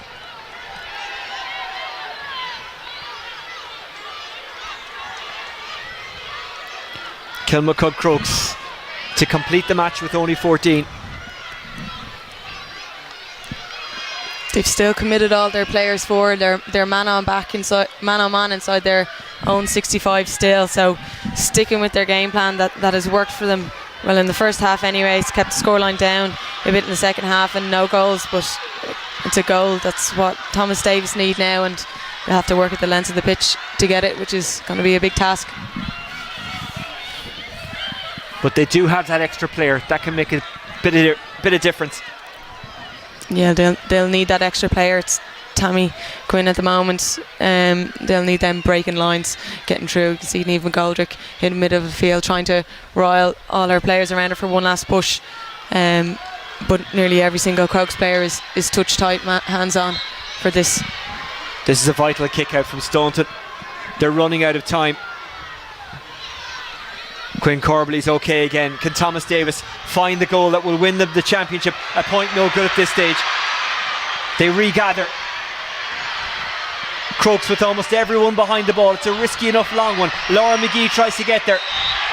McGee is fouled. It's a free in for Thomas Davis.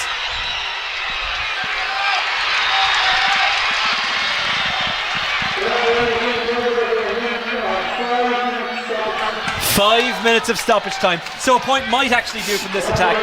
Yeah, it's only 2-point game in it now, so a point would be to change it. I thought she was going to go for it there.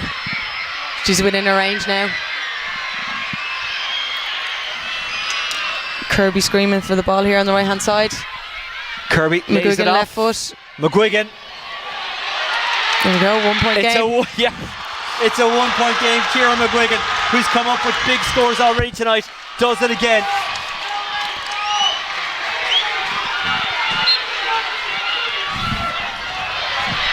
And remember, Crokes are down a player. Thomas Davis have the advantage. Thomas Davis have the momentum. Thomas Davis have the free, which they'll have to go back and take again. Noise of the crowd there. Players couldn't hear the referee's whistle.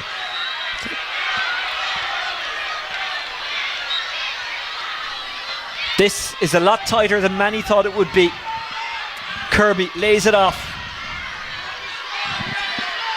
Brennan goes short. And they have lots of time. They still have roughly 3.5 minutes. Deany loses it. But it's still with Thomas Davis. They're trying to work it into space. McGuigan trying to get around Lamb. Can't do so. McGuigan looking to level it up. McGuigan. It's wide. Yeah, McGuigan was sitting in the pocket there on her left foot, and Molly Lamb and Kate McDade were very quick to close that down.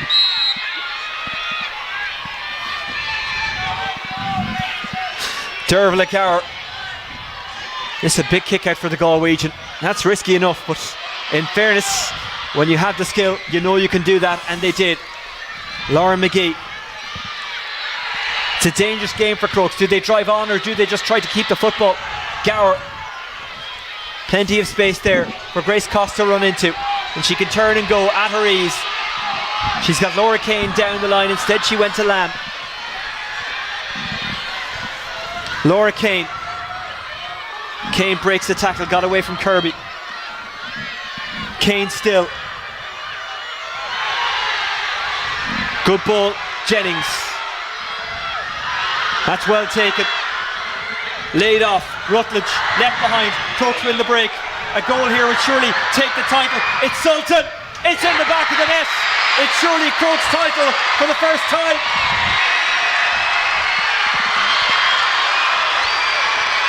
Crokes, who are down to 14, who looked like they were on the brink of conceding an equaliser just a couple of moments ago, have got the goal that probably wins the title.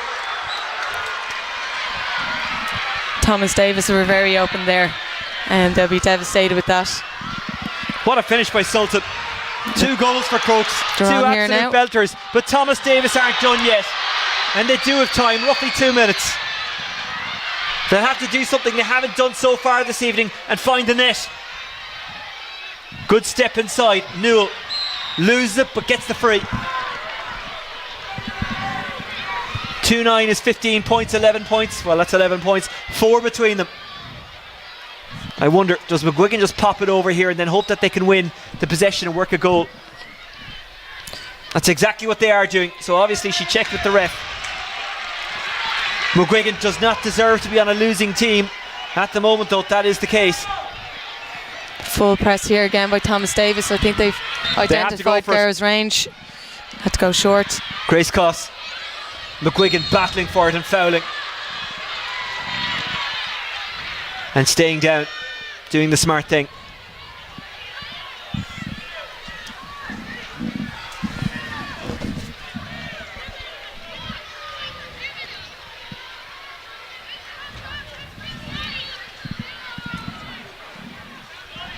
Well, when you get a long stoppage in injury time, it essentially makes it a guessing game as to how long you actually have left.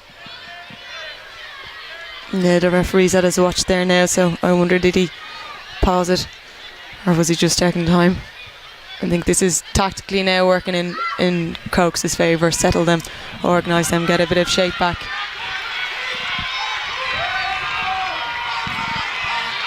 Molly Lamb, so close to a county title she can taste it. Sultan has fouled. What an impact she's had off the bench.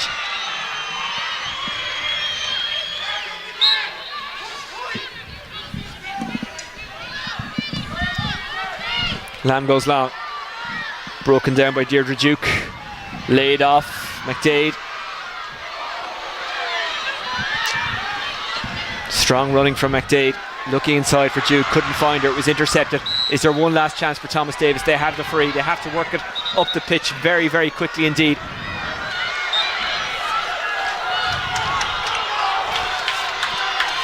This has been a really entertaining match, not only in a sense that it's been close, but also the skills on show. Here's Ciara McGuigan. McGuigan gets inside Jennings. McGuigan still going.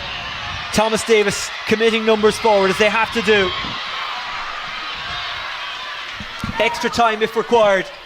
This is one into the square. Where will it drop to? It bounces agonisingly wide from the Thomas Davis point of view. That was a lovely ball in. Very, very unlucky that it didn't come off. Owen Carey, who intercepted the ball at the start of that play on her own 21. It got at the end of that ball there and nearly got a goal. We might get another look at that to see exactly how close it was. It is literally a game of inches. Well worked opportunity. Ciara, talk us through it. Yeah, lovely combination there by the McGuigans yet again. I think the only option was to go in, and they had the right person in there, Owen Carey. Yeah, very lucky. You can see Laura McGee celebrating that. It's all over for the first time. Kilmacud Crokes are the go-ahead Dublin Ladies Senior Football Champions. They've beaten a brave Thomas Davis 2-9 to 12 points. It's hard to argue against them. Yeah, they dominated the first half. Very, very strong performance by them.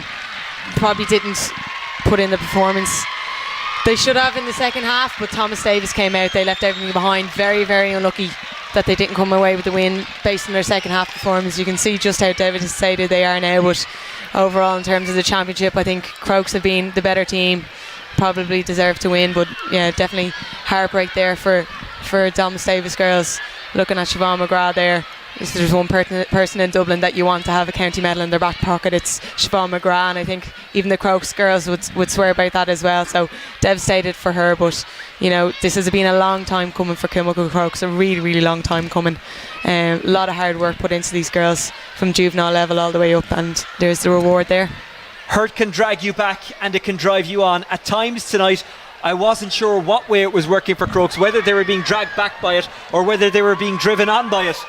Yeah, they clung on. Maybe there's that bit of experience in there that got them over the line. You know, Michelle Davern was fantastic throughout the match. Laura McGee, Aoife Kane got in sim bin as well.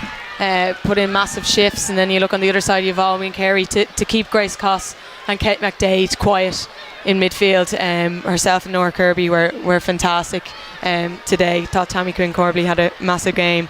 McGrath as well. Very, very impressed with Rena McTavish in the Thomas Davis full back line as well. But I think the Crokes subs probably had a bigger impact. Cassie Sultan was immense when she came on. That probably got them over the line, or kind of just secured the win in the end. It was her goal that made sure of it, but to be fair to Thomas Davis, they did respond to that. They almost got a goal themselves, which would have brought us in to extra time. They will be absolutely heartbroken tonight, because if you lose a final by a distance, you say fair enough, they were the better team. But when you got as close as Thomas Davis did, they look and they'll say, we were really unlucky. Yeah, definitely. I think they controlled the game a lot better in the second half. They didn't allow Kilmacud to get on top of them in the second half. They'll be very, very proud of their performance, but I feel like they might have left it behind in the first half. We'll cross down to Denise and Angelina in just a moment, but what a night it is for Kilmacud Crokes, for Thomas Davis. Absolute heartbreak. They had a slow start, and in the end maybe that cost them.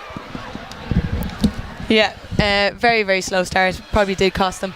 But yeah, you know, when you lose a county final, you'll always have regrets, and it's about using that to drive the hunger for next year, and they'll be a dangerous team. We'll hear from Michelle Davern in just a moment. She is the player of the match. She's part of the winning team. But before we do, let's have a look at where the game was won for Kilmacud Crokes and almost lost. We'll get to that in just a moment.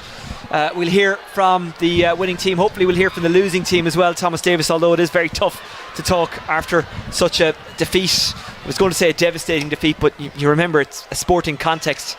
For Thomas Davis, it is a busy couple of weeks ahead. Their men's, the senior 2 hurling team are in action tomorrow in the relegation playoffs. Their men's senior 1 footballers in action next weekend in the semi-finals. That'll be live on Dubs TV, as will the hurling quarter-finals on Sunday. Ballyboden taking on Lucan, and St Vincent's up against Nafina. We'll cross live in a second down to the interviews, but before we do, we might have a look at some of the highlights of the second half. And well, this is pleasurable viewing because Crokes have won it, but it almost wasn't.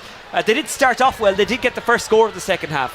And we're here, you see the influence Michelle Davern has, getting her hands on the ball, turning her player, and it takes a lot of skill to pop a ball over like that. A well-deserved player of the match. I thought Molly Lamb had a fantastic game controlling that middle channel at centre back. Her delivery of the ball was fantastic. Grace Coss here on the ball, holding up well, and that run off the shoulder. Kate McDade, I think she'll be laughing at herself later on. I think she might have got a fright that she made it that far up the field. Yeah, and these are the kind of this is the narrow margins I'm talking about. She'll laugh about it later. If Crokes had a loss, that probably would have stayed with her forever. Possibly. I don't think she would have bettered herself scoring that either. I think maybe she was laughing too much, and that's why she might have dropped the ball, being that far up. It was a fantastic season for her, both at club and inter-county level this year. Thomas Davis made some fight of it. They put a run together in the second half. I think it was 5 points in a row. It got them right back in the game, got them on top. Yeah, they played around the ball a lot better, kept possession in the forward line up a lot better, and you can see the amount of numbers there lining up to take the score.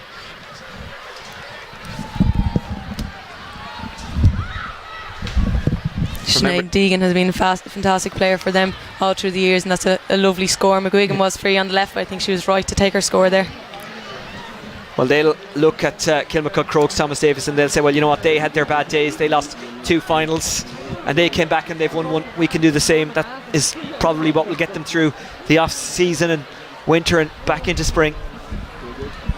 Yeah, they do say you have to lose one to win one, but I don't think when you lose one that you agree with that until you win one. So yep. Thomas Davis will be devastated. You know what, we'll come back to the highlights in a while. Remember, you'll be able to watch this game back in a second. The reason I'm cutting in there is because Michelle Davern and Crokes manager Paddy O'Donoghue are ready to talk to Angelina, so let's get down to them. Welcome back to the sideline here, and I'm out of shot for a very special reason, because we have Andy Edwards of Go Ahead here to present the player of the match, the Go Ahead player of the match in the Dublin senior football final, to Michelle Davern of Kilmacud Crokes. So we'll get them to do that. Andy's making that presentation right now, and I'm saying Michelle is delighted with it. Andy, listen, just a quick word. Thank you so much. I can give you that mic actually. Thank you so much for being with us this evening, and I'm sure you're delighted with that performance given the sponsorship of the Dublin Ladies Championship. Yeah, well, congratulations to Michelle for the player of the match, and Kilmacud Crokes for and Thomas Davis for an absolutely amazing game. Yeah. Hopefully we see the same next season as well. Absolutely. Well, thank you for your continued support as well of the championship. Thank you very much, Andy.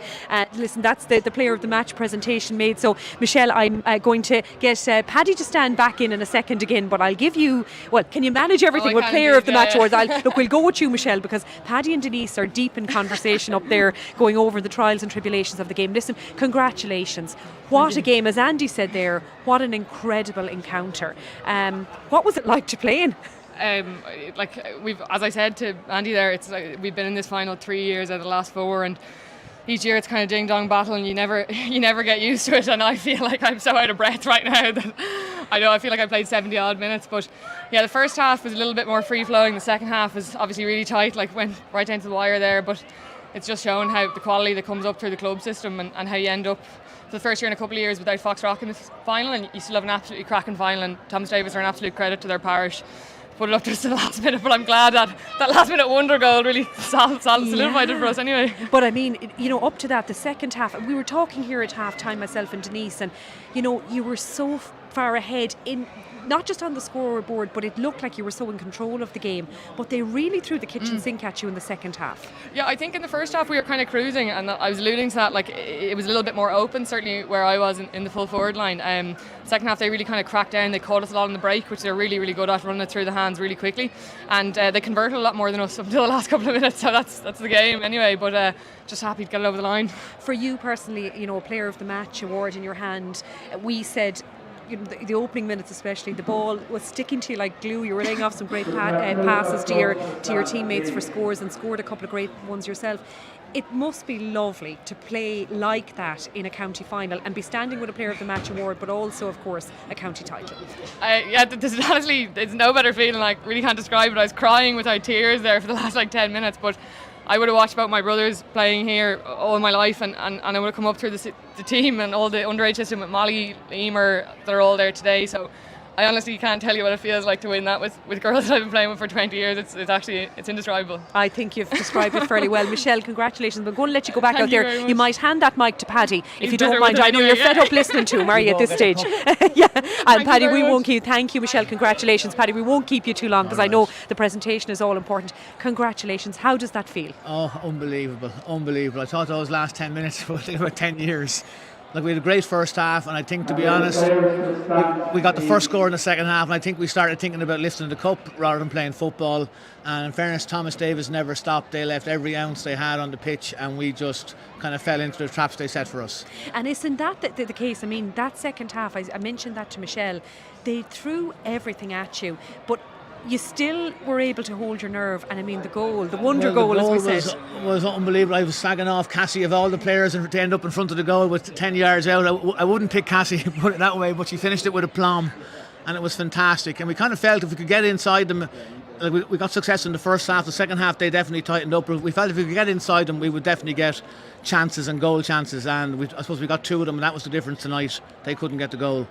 What is it like? I asked Michelle, to describe her feelings. I know it's very difficult this quickly after a game, but what's it like to win that title after those, third time lucky, I suppose? Well, it's unreal for the team. They've been knocking on the door for a long while. Like, this is our fourth year, 3 finals, and and to be honest, the pressure, I think the players put themselves under a huge amount of pressure today. The relief, like, there was players, the whistle was blown and there was about 10 players on the bench crying and so on, just with pure joy and ecstasy. So we'll have a great weekend this weekend.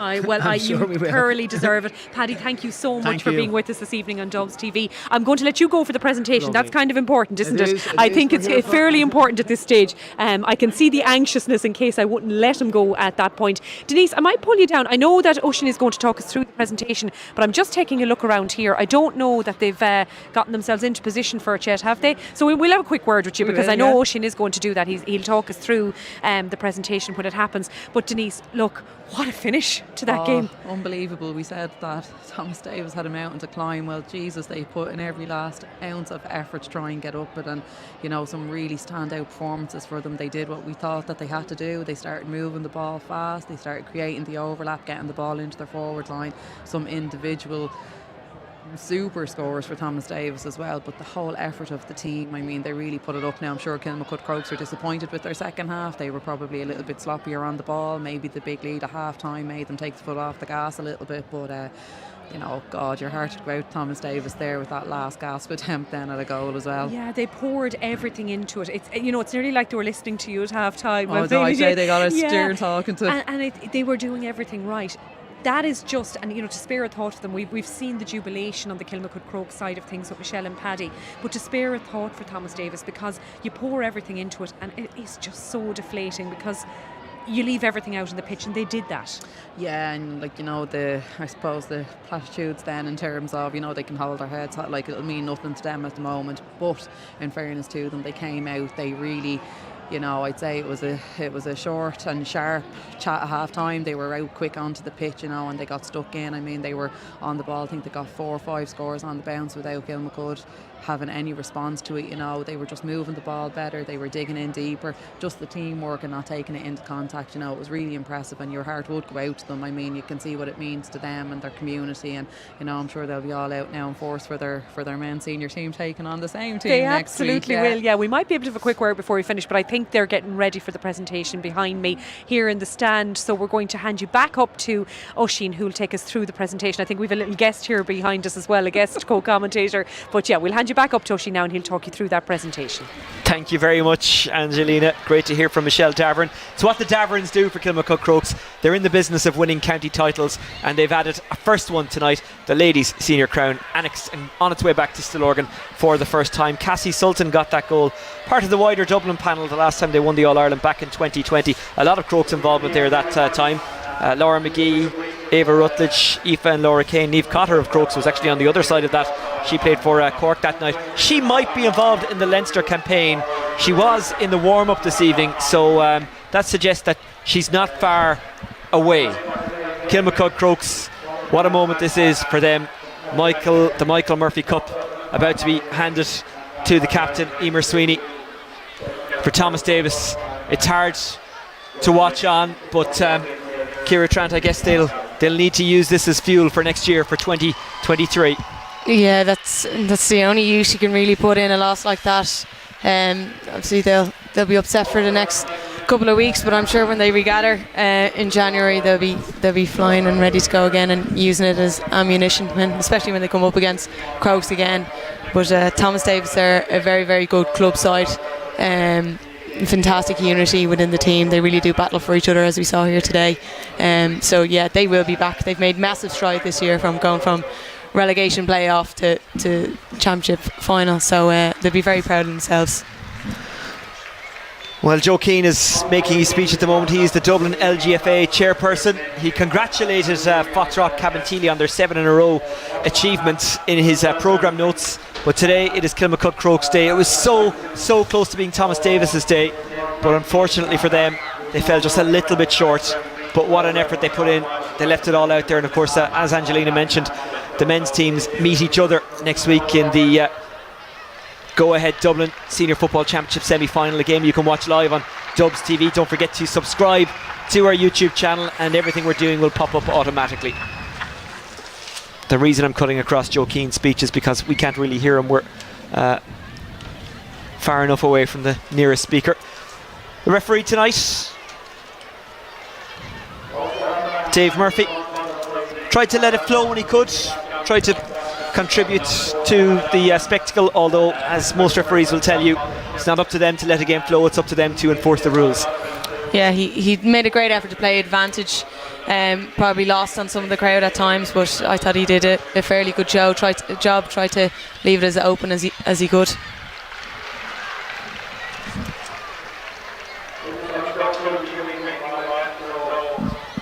And for Kilmacud Crokes, like Thomas Davis, they've worked their way up through the ranks.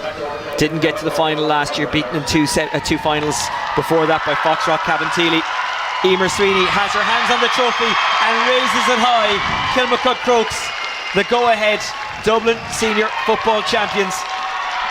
Is it the first part of a senior triple for Kilmacud Crokes? Their hurlers still very much involved. They're defending their title, as are the footballers who will play Thomas Davis next weekend.